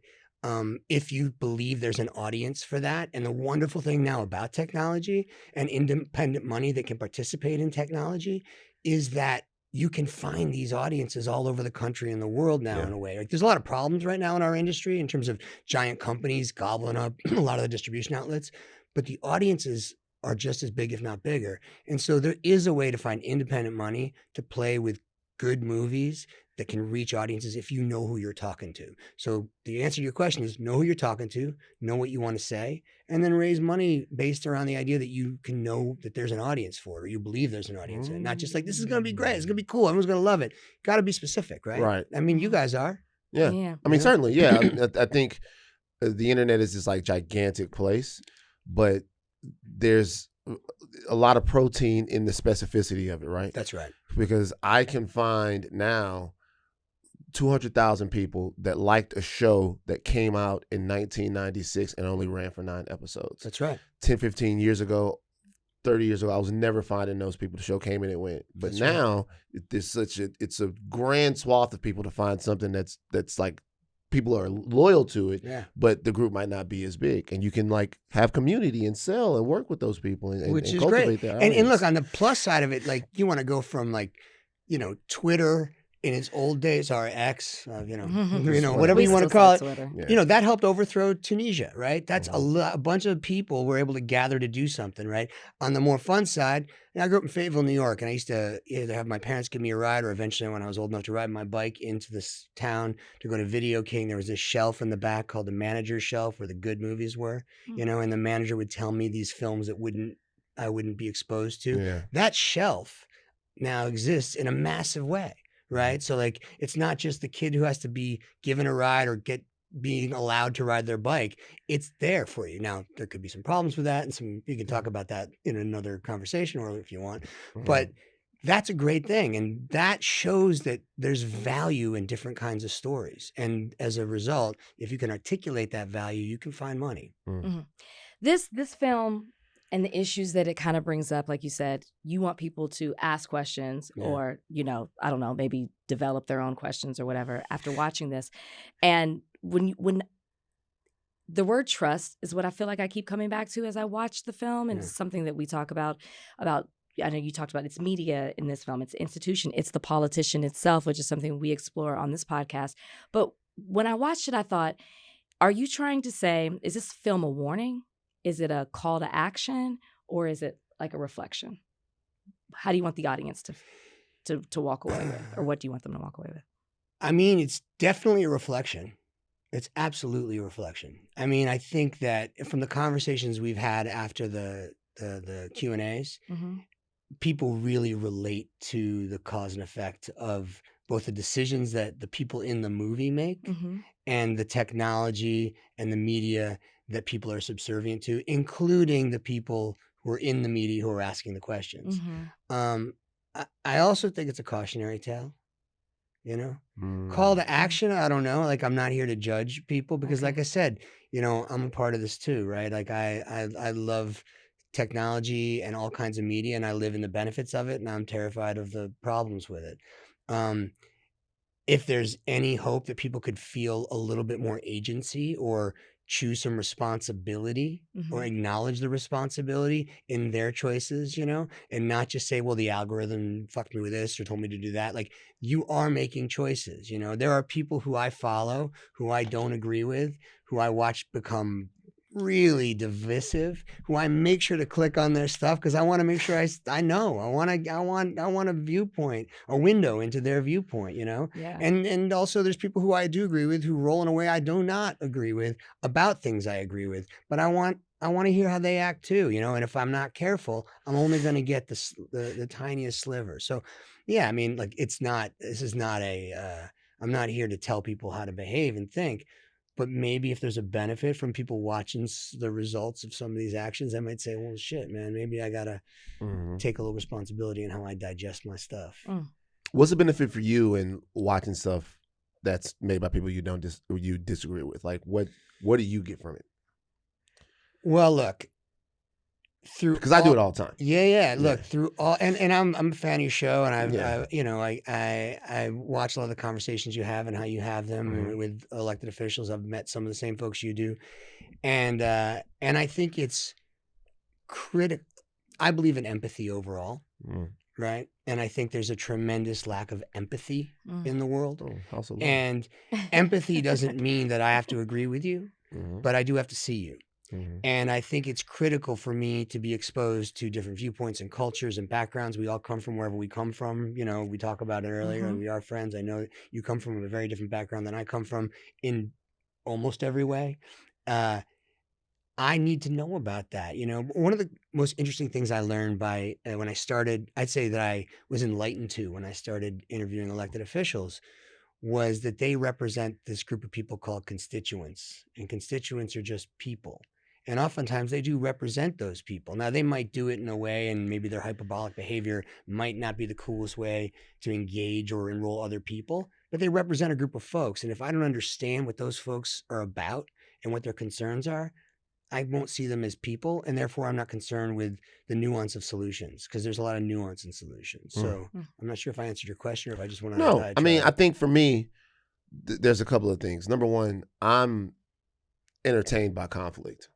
So if I'm watching conflict, if I'm engaging in conflict, if I'm a party to it, like so like when I'm watching someone and I disagree with them, I'm almost more entertained. He thrives off of it. Than watching someone that I enjoy. I'm almost more entertained. Right. Number two is when I'm watching something like that, I'm oftentimes challenging myself about whether or not I can contend in a conversation with this person. Right. They're saying something, and I'm like, do I have enough in my mind to be able to push back on what I don't agree, but can I demonstrate that? Can if it was me and this person, whoever it might be, and they were talking, like obviously there's some people that aren't making good faith arguments. They're completely disgusting, and you don't waste time with that. But if it's someone that thinks they're right, like legitimately thinks they're right, and they're getting their shit off, what if I was right there? Would I be able to prove to a third person that I'm competing with in a marketplace of ideas? Would I be able to tell that person and convince that person that I'm actually right, that my way is actually the way that benefits people through a humanistic lens? And if I can't do that, then what I'm preaching is religion and dogma, and it's not based on any ability for me to synthesize information and to give it back to people. So that's a challenge for me a lot of times. Well, can I say something about that? Certainly. And then go back to the first thing you said?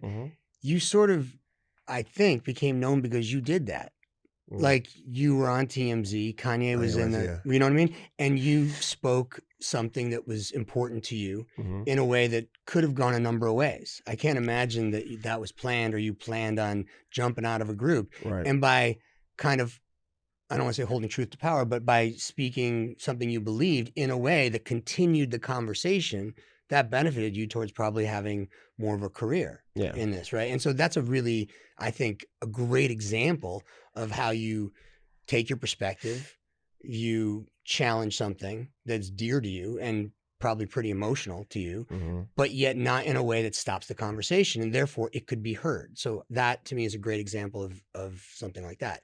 The first thing you said about though being entertained by conflict, I think is a little bit of the rub, because the world knows that we dig a cage fight, You know, we now reduce these things to the worst possible moments in terms of what gets put out. You know, some politician said to me once, you know, people don't report on the planes that land. You know, there's like a lot of things, there's a lot of hard work that people do to get to a yes on things.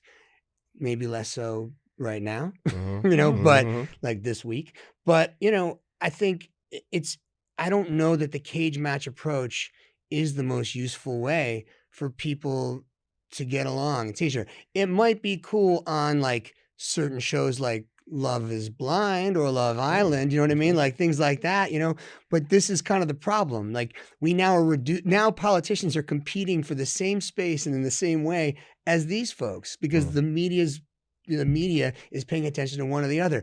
You know, this medium and the social media platforms really is best designed for cat videos and love memes, right? This is what it's designed for. And that same platform is how we're getting news. And news is now conflated with these cage matches of conflict. And therefore, what are we learning or how are we supposed to participate? And by the way, again, no knock and don't have a solution, but that's the rub. I actually do have a solution. So let me clarify. Let's go. First of all, I actually said this on Bomani's podcast. I'll give a quick country boy analogy real quick. So I hunted when I came up. I was hunting with my father. We would go hunting. And when you're hunting, it's particularly deer, when you're hunting deer, there are ways that you entice the deer to come towards you. Yeah. My father would hunt primitive, meaning he would hunt with a muzzle loader. He would hunt with a bow. Oh, wow. So me, I would only hunt with the rifle. You know, you come within 100, 150 yards, done, right? But my father would hunt primitive, he would hunt with the bow. But if you're hunting with the bow, you got to get the deer to come close. Yeah. So you do all kinds of things to get the deer to come close. You put deer piss on you, you know what I mean? Yeah. You go by deer corridors, you set up your stand in the right way. But you know one thing you can do to get the deer to come close to you? You can take 2 antlers and you can rattle them. You can put the antlers together and you can rattle a deer. Interesting. Why is the deer coming close when the rally? Because they think 2 bucks are fighting, right? So they think 2 bucks are fighting. They think 2 bucks are competing for a doe. Cool. They want to come and they want to see what's going on. Yeah. Part of this is a part of our makeup, right? Right.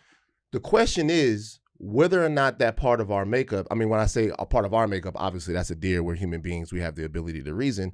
But people being attracted to conflict or wanting to see what happens or wanting to watch competition or be a part of that, that to me is somewhat innate, innate.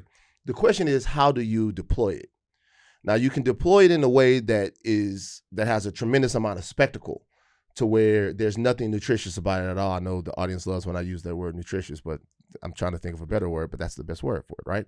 Like where it's not good faith, where people are yelling, where it's about histrionics and performance, or you can have a cage match or you can have a chess match. There you go. Now, if you have a chess match, then what you have are 2 high-level thinkers that are setting traps and trying to exploit weaknesses in one another. Right. But they're doing it in the spirit of a game. They're trying to better one another. Right. And so when I look at debate or conflict, I'm not necessarily talking about empty calories.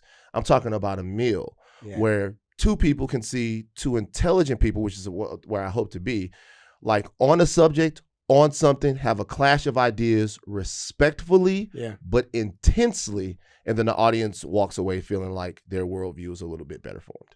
I mean, I couldn't agree more, right? And and again, like, it's not on me to tell you or anybody else how to do that. Certainly. You know, but I think intent matters. Of course. Right? Yeah. Intent matters. And so there are people, and the ones that I get the most frustrated with, and I won't call out names. No, if you want please to, like, do. we can Please do. Like, if you know what you're doing, you know what you're doing. Like, come on, man. Like, you know that you are just trying to get clicks, and you're doing it under the artifice of useful information. Right. That fucking pisses me off. Yeah. That's useless. And that, I think, you know, but I'm a free speech guy first and foremost. So, like, you know, and again, that's why I kind of put us on the, you know, as the responsibility of the watcher. But people are busy and you can't expect too much, you know, of them trying to just live their daily lives.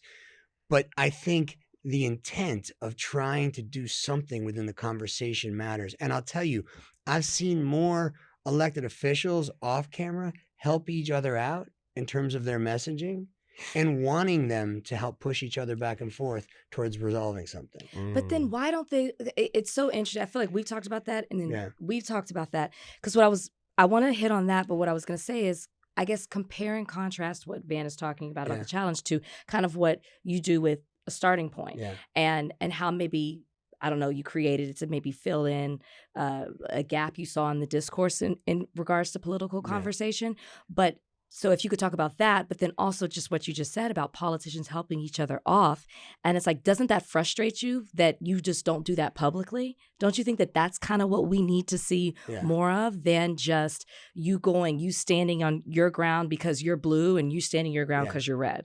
So 2 things then. So first, we started a starting point because we believe that demystifying complicated things, people don't get involved because they feel silly or stupid, and they repeat facts because it's the easiest thing that was told to them, and they don't know where to start. So we thought by making like the obtuse and the opaque a little less scary, and a little like less just a little more, giving a little more meat to it, that people could then go off and make their own decisions, right? So that was the goal, and we have different mechanisms in which we do that. Debate is one of them. Counterpoints is one of them. But the second thing, I'll tell you a story. I won't say who they were, but there's 2, a Republican and a Democrat. We do these things called counterpoints, which is a debate. And we do them, we cut ourselves out. We often do them ourselves. Usually we lead them. And we do this thing because I think there's a problem in modern debate where they do it like this, right? Debate is done to the audience. I hear the question. I hear you. I acknowledge you a little bit so we can say that we're having a debate. And then I give my statement to you, not to you. So there's no solving something through communication. So we chose to do it. And I literally take 2 iPhones and we put them at about here so they can look at each other across the table, but it looks like they're looking at the camera. So they're communicating, right? And there's a set period of time. And we will let them, if they screw up, if they get flustered, go again. Because the point is not that they, give a perfect answer within the minute or 2 minutes that they have. It's that they get their point across and someone has a chance to really debate that point.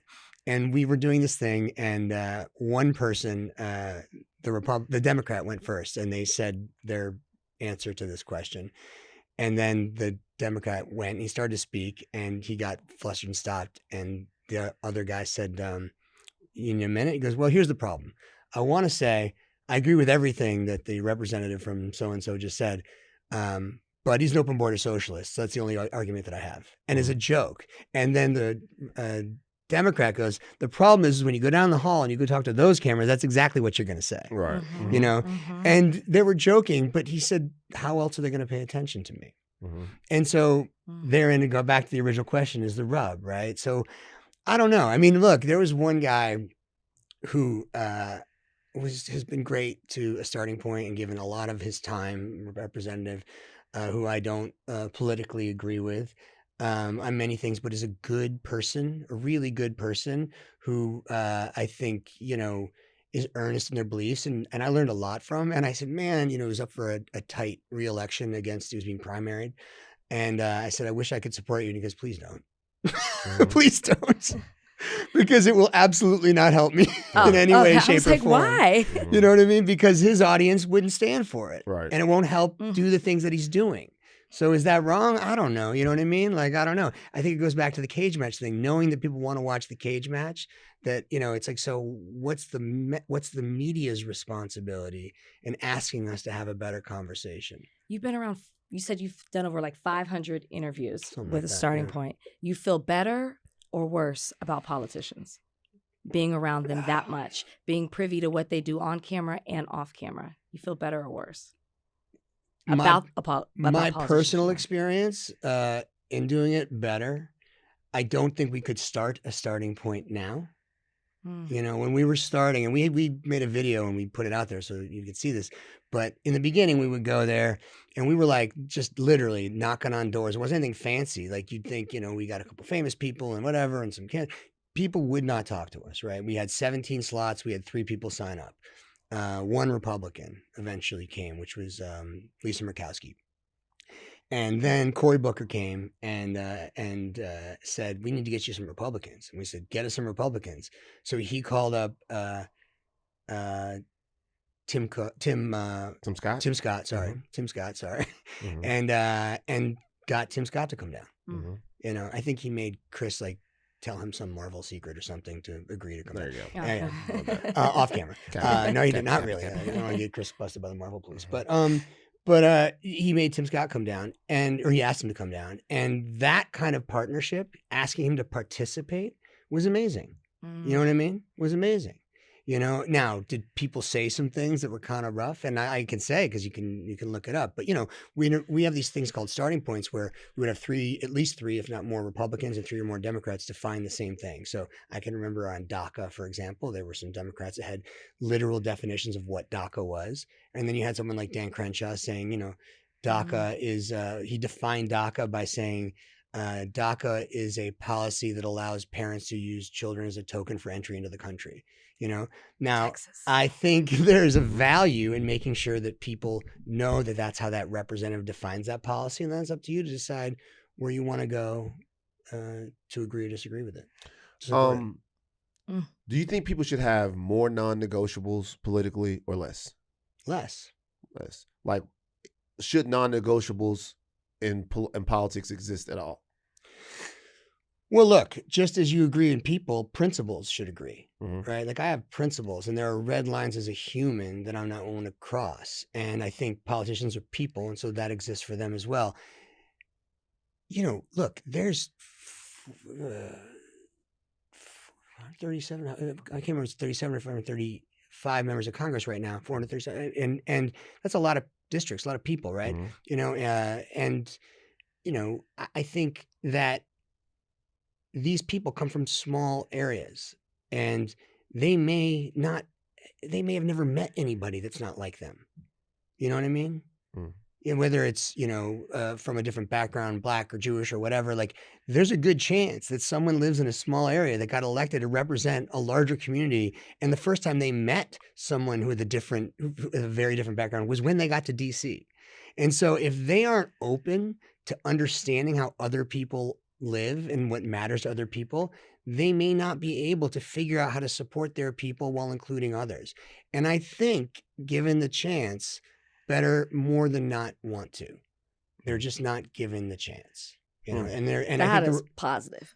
I think the reward mechanism's not there. The reward mechanism's not there from the media's perspective, and then the reward mechanism is not necessarily there from the political mechanism, meaning the parties.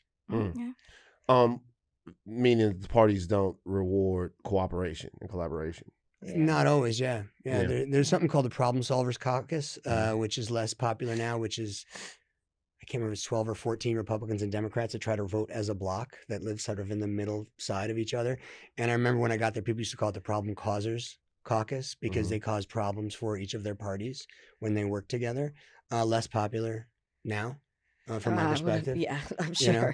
But I think that's a good thing, right?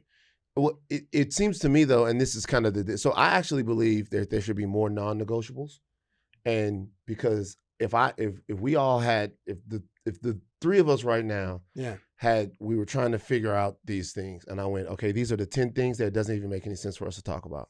Straight up. Fair. Like we can agree to disagree. Sure. On these 3 things though, we could have really robust conversation and debate about 100%. Like, so let's not even worry about fighting about these, like 100%. Trying to have conversations, because me and you disagree and I got to beat you. Right. But these are the 3 places I actually don't have to beat you. Right. And I'm willing to give a little bit. Let's deal with that. The only way that could happen though, which would be, is if I took my job seriously. And this is my issue with our elected officials sometimes. We're talking about a lot of things that are about whether or not they can stay in power. And a lot of times, to me, that is paramount, because if in fact it were about delivering for the people, which Congress right now is an incredibly useless tool, right? Not the most effective time. Yeah, like it's a completely useless tool. Yeah. And the American people can agree that they're not getting anything from elected officials. But they can't agree on what to do about it. Right? Because there would be ways, if in fact we could have a political consciousness shift, or we can have deeper conversations about how policy actually connects to your everyday life. If you could actually tell someone, hey, this is what you want. Like, it doesn't matter what color hair the person is that gets it done for you. This is what you want. But if people got in a room and they were like, okay, our entire existence, our reason for existing is not to be elected, but our reason for existing is to figure out how Americans get affordable, free healthcare. Right. We have to do it. Right. We have to do it. This is our purpose. A bird has to fly. Right. Van has to be long-winded. We have to figure out how to deliver healthcare for people. Yeah. If that was the purpose. So I don't think that's what's going on.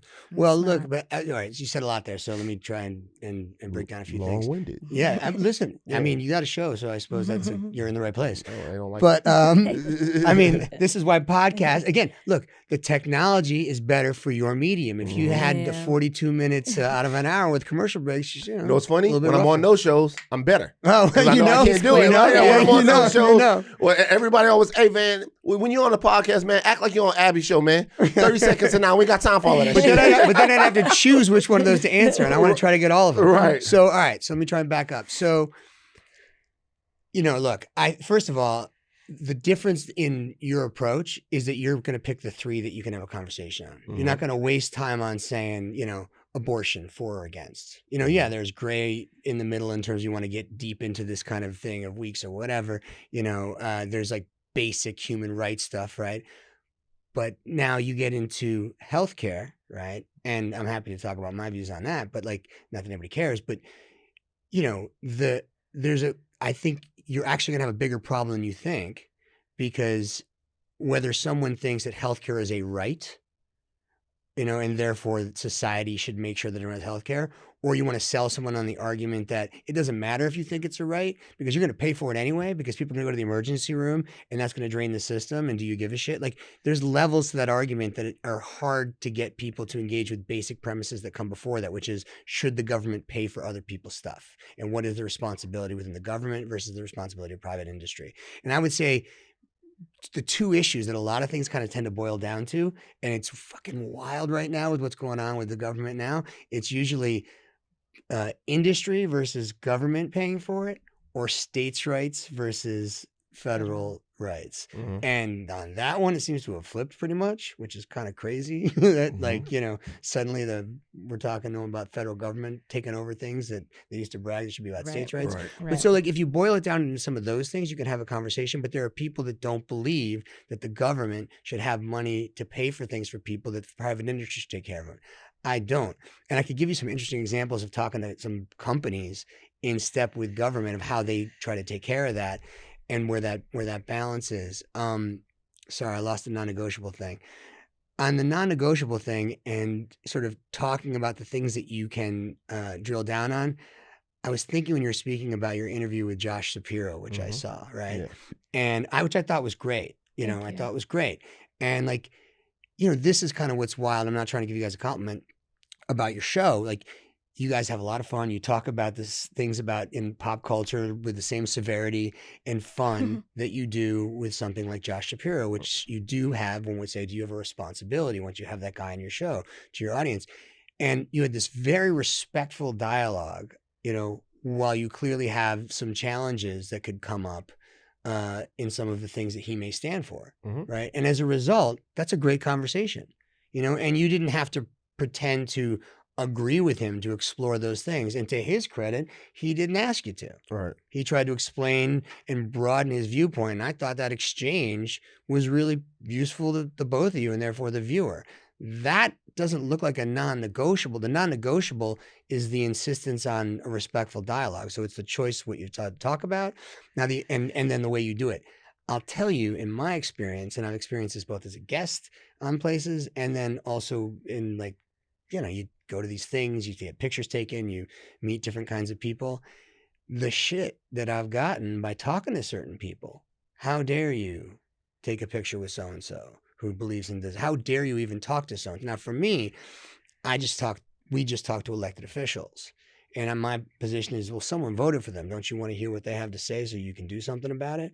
But there's a problem with people even wanting to let you have that conversation because they're so armed with their frustration with certain people that they feel by giving them a voice, what are you doing? You know, and I think your profession has that a lot, right? There's a lot of podcasters that people gave shit to for having Trump on, that they would say, oh, well, you helped give him a pass or whatever. I don't feel that way. I think that, you're going to not have a conversation with someone that is going to affect people. You're not going to not have that opportunity to have a productive dialogue. Like, we would say, Go. or I'll speak for myself. I would say that we welcome everybody to come on this podcast, Conservative Voices, for me personally, except for Candace Owens. Okay. Like Right. Van would have her on. I do not want her on. Right. She's my one non-negotiable. Right. Also, we should say that Candace has an audience that's like 5 times Correct. larger than ours, Correct. So it's like not Van has been invited on her show before, but in the past. in the past. But I'm just saying that's like my one thing. We welcome conversations from the other side for what you were saying at the beginning. Like we want to have that. We don't want to live in a bubble. But I would say the difference is compared to the people you were saying who have had Trump on and people were like, hey, it was wrong for you to have this person on. You helped him get elected. Yeah. I would say the difference is I did not feel they were prepared to have those conversations. It was more about the get of I have Trump here and it was a friendly space rather than if I'm someone who wants to hear a perspective or, like they weren't equipped to challenge him in certain ways.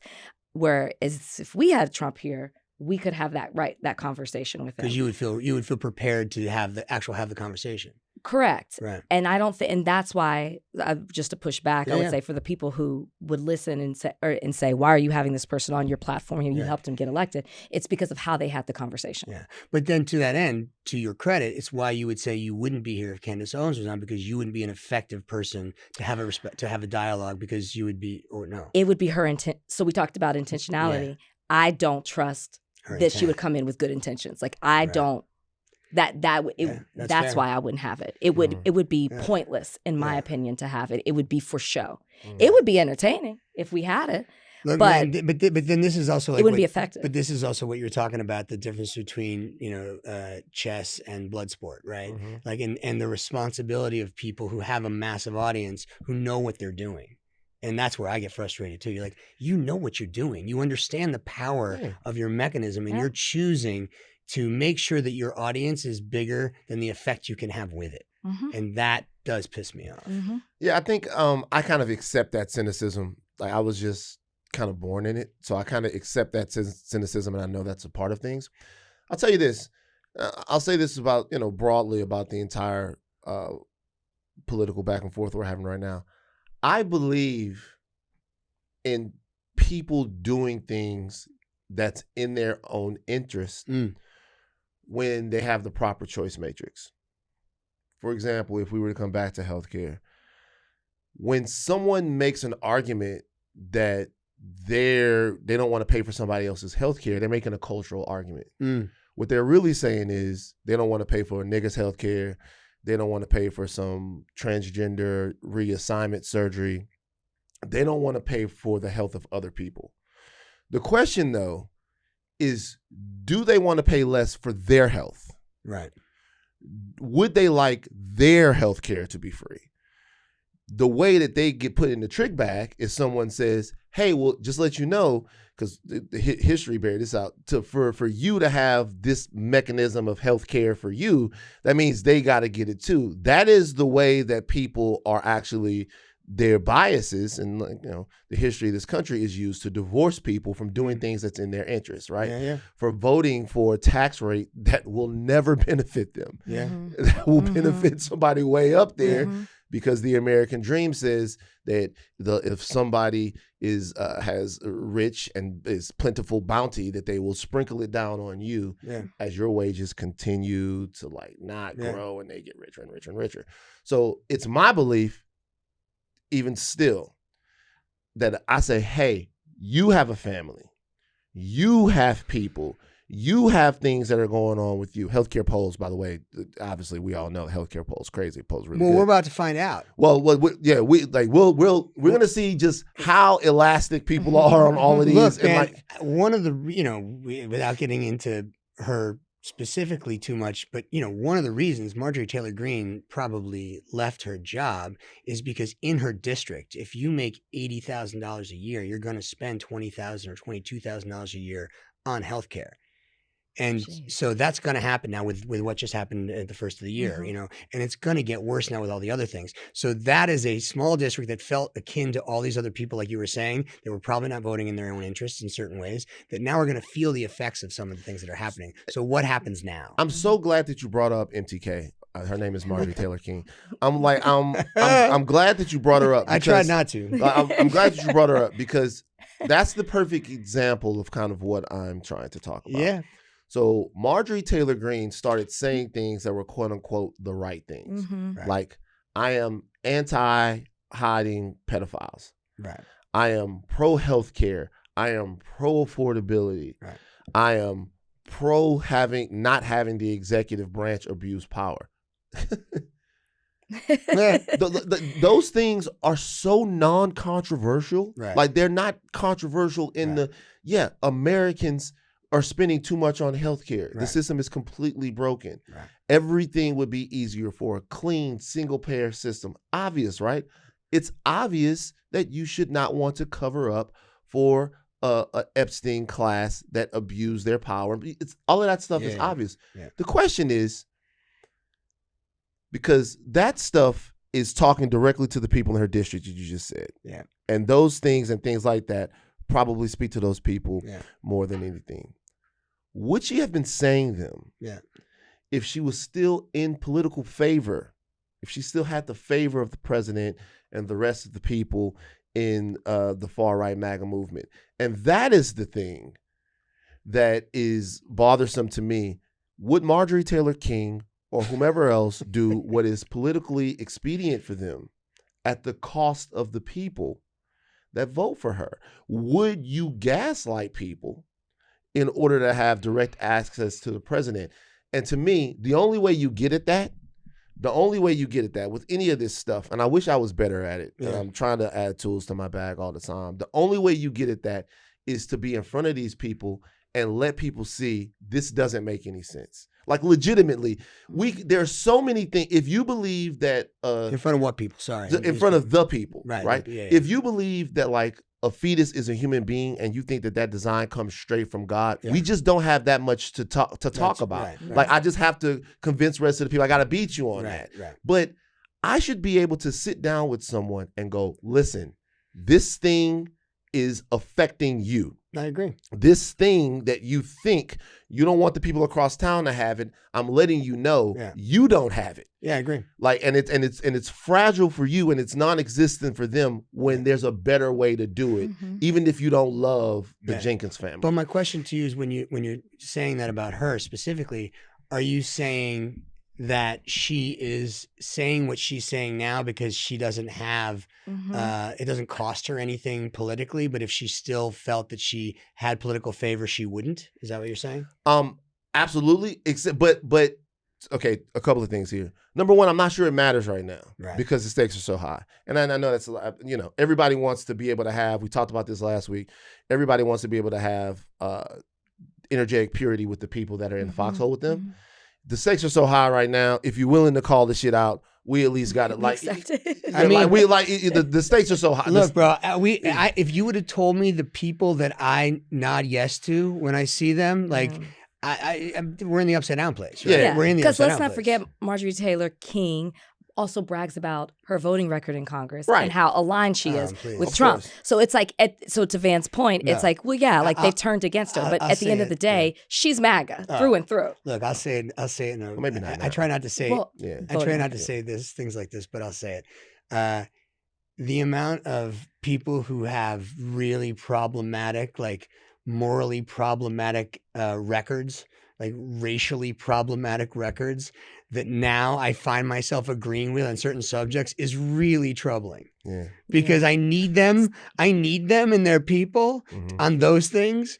But it's very hard because I want to make sure that cosign has a wall that doesn't cross certain things. Right, yeah. Like, it breaks my brain, Yeah. and it breaks my Yeah. brain, But look, if you want to give where I tend to go, and again, like a lot of people don't feel this way, I try to give people the benefit of the doubt to where they're at versus what they're saying for the thing, right? So like, I'm prepared to believe that Marjorie Taylor Greene grew up in a place where she only knew a certain amount of people in a certain kind of way.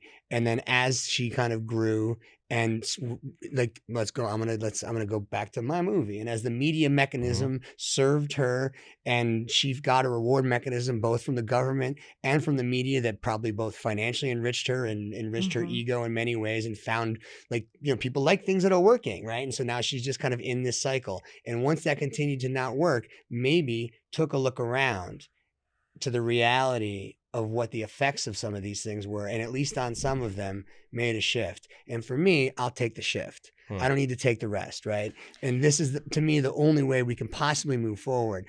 And I'm going to go back again to the movie, which is a thriller, right? And it goes in this way where things don't go that well for a bunch of people. And there's a bill that this senator is trying to pass.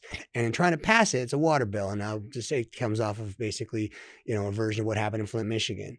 And there are things that maybe in pursuit of doing something that someone believed to be true, because they had an expertise in an area that was dealing with the best of an industry, that was financed by the best of an industry, that would help a lot of people, perhaps didn't look at what was happening to some other people that didn't have the same influence. And in the movie, those two things do meet in a thriller-like way.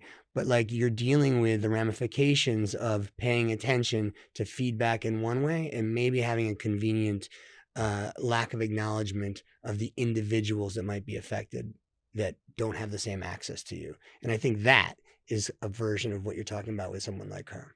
I'm gonna leave on one thing. You ever see the way white people cross the street? I'm trying to think as I am one, I'm trying to think of how I cross the street. You know how you cross the street? Usually in traffic. I usually don't pay attention to the signs. Do you know why? Why? Because you don't think anybody's gonna hit you with a car. Do you know why you cross the street that way? Why? Because you feel safe. Fair. Now I want you to watch the way I walk around town and I watch the way people cross the street. Yeah. White people cross the street as if the car would fucking explode if it hits them. Like, I saw one dude, like, I'm sitting in the thing, he's jogging, he's looking at me like, fucking. Yeah. I'm like, bitch, it's like, even, we talked about this. The go sign. Yeah. I noticed, this is the kind of shit that I noticed. The go sign when you're driving, like, to in your car, what color lets you know it's time to go? Green. What color is the guy that tells you it's time to walk when you're at the crosswalk? White. Right? Freedom of movement, right? You get to walk, the reason why you can believe that Marjorie Taylor Greene, had this change of heart and all of that is because she doesn't really make you feel unsafe. That's not true. I'm sorry. But that specifically isn't true because, and if we're wrapping up, we probably don't have time to go there. We got as much time as we want. But because I try not to go deep into this for myself personally, but there are things that are massively offensive that she said to me about that I find personally very offensive, and I could say the same thing about Tim Scott. And I found both of them to say things also that I think are great. And yet I could feel betrayed by certain things that are people on the left who shall remain nameless that I thought that, were champions of something that I thought was so disappointed in. And so I hear what you're saying. I hear what you're saying culturally in terms of, like privilege at the deepest level and feeling safe and that all I get, but specifically in terms of agreeing with Marjorie Taylor Greene, it's not that. It's not, because like I said, I'm not over the shit that she's done that's offended me or any other person. I'm just interested in people finding a way to move forward. And so, like you said, I'll take the kernels that I can to make a coalition of rivals. If it can, look, here's the reality. The president, since I think Reagan, has been elected by less than 2% of the vote. 2%, right? So I think this last one was 1.6. 1.6% of the country, if you take all the little pieces. So like you said, I'm not trying to move the people on the 10% on one side or the 10% on the other. I'm looking at the 8% in the middle. And so if we want to do stuff, I look at the 8% in the middle and I think, all right, did that person who I don't agree with get me 0.5% of the 8%? Right? Because that means I only need about, 15 and a half more. You know what I mean? Like, that's how I look at it for me personally. And so let me tell you why it's important that you look at it that way. It's important that you look at it that way because I keep trying to convince everyone of this. What I'm about to say. Everybody has different jobs. That's right. So I have to be on top of that so that everybody has different jobs. The thing that I think about when I think about Marjorie Taylor Greene or anything, and I got a whole framework over the crossing the street.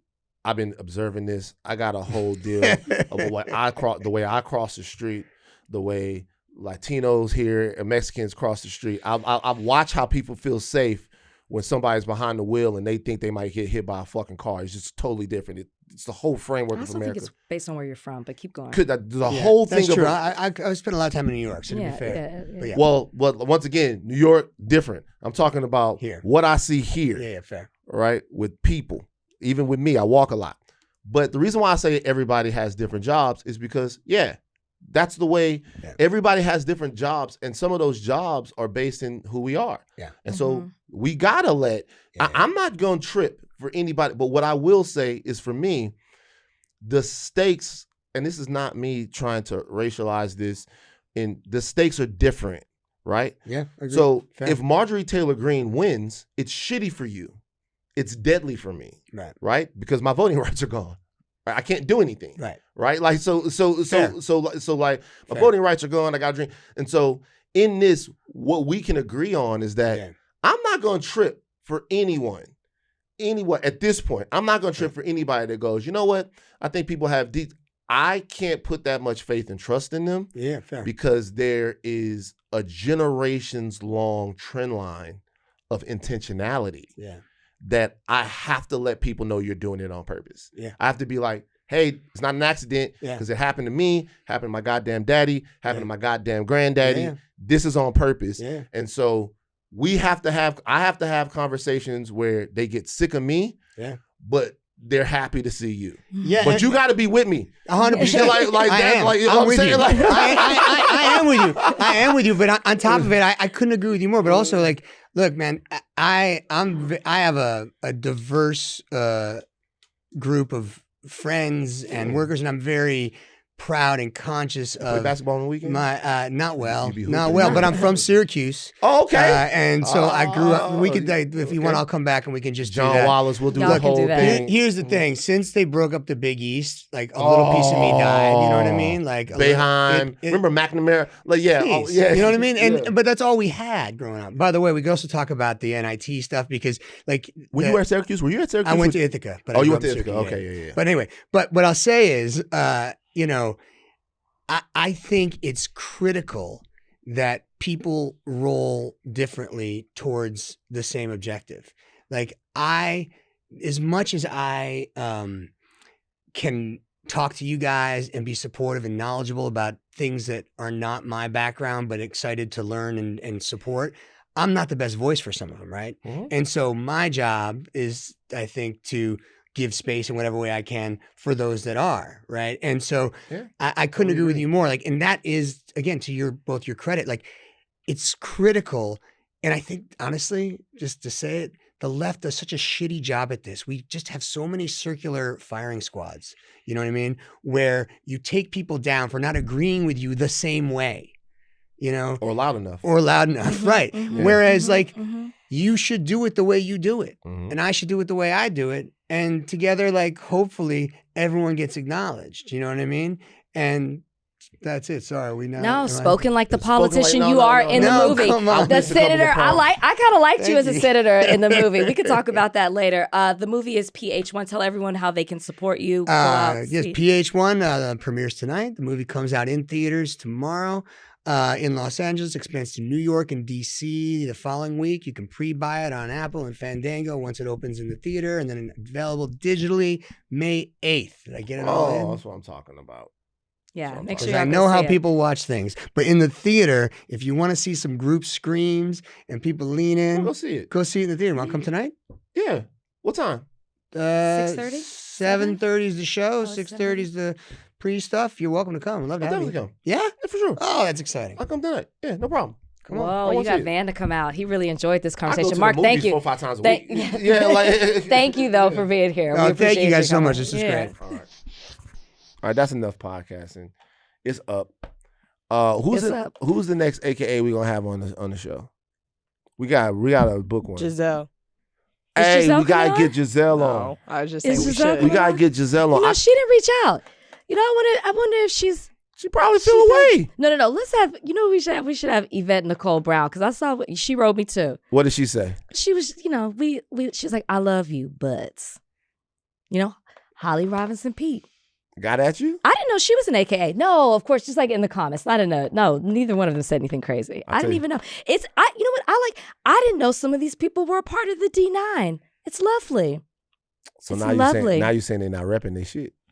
No, because a lot of people didn't know I was a Delta. Oh. People were like, this is the way I found out Rachel was a Delta.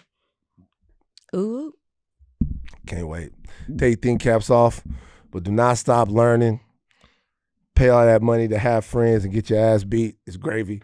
Gino, I know how hard it was on you. I still remember the day you cried when you crossed Cap. I love you, dog. That's my guy. It's meaningful. It's like Gino was crying and everybody, and he not gonna act like he cried. It was meant so much to my Brian. Yeah, you said he wanted that his whole life. Like Gino always wanted Kappa. Gino used to. It was in him. What's the little high school Kappa group? What do you call them? Y'all know what I'm talking about? It's one in high school. Yeah. Yeah, a little Kappa high school group. Because Delta's. I don't think Gino was in that shit though. Who was in that? My man Channing might have been in that, and Channing's little brother was in it. What's Channing's little brother name again? That nigga was cool as fuck. We gotta go. I was on a flight for 6 a.m. this morning. I'm completely fucking, my brain is fried. Oh, no one would know. You did a fantastic job. Fucking right. No one would know. Take the caps off and down. I'm Van Lathan. I'm Rachel and Lindsay. Bye, guys.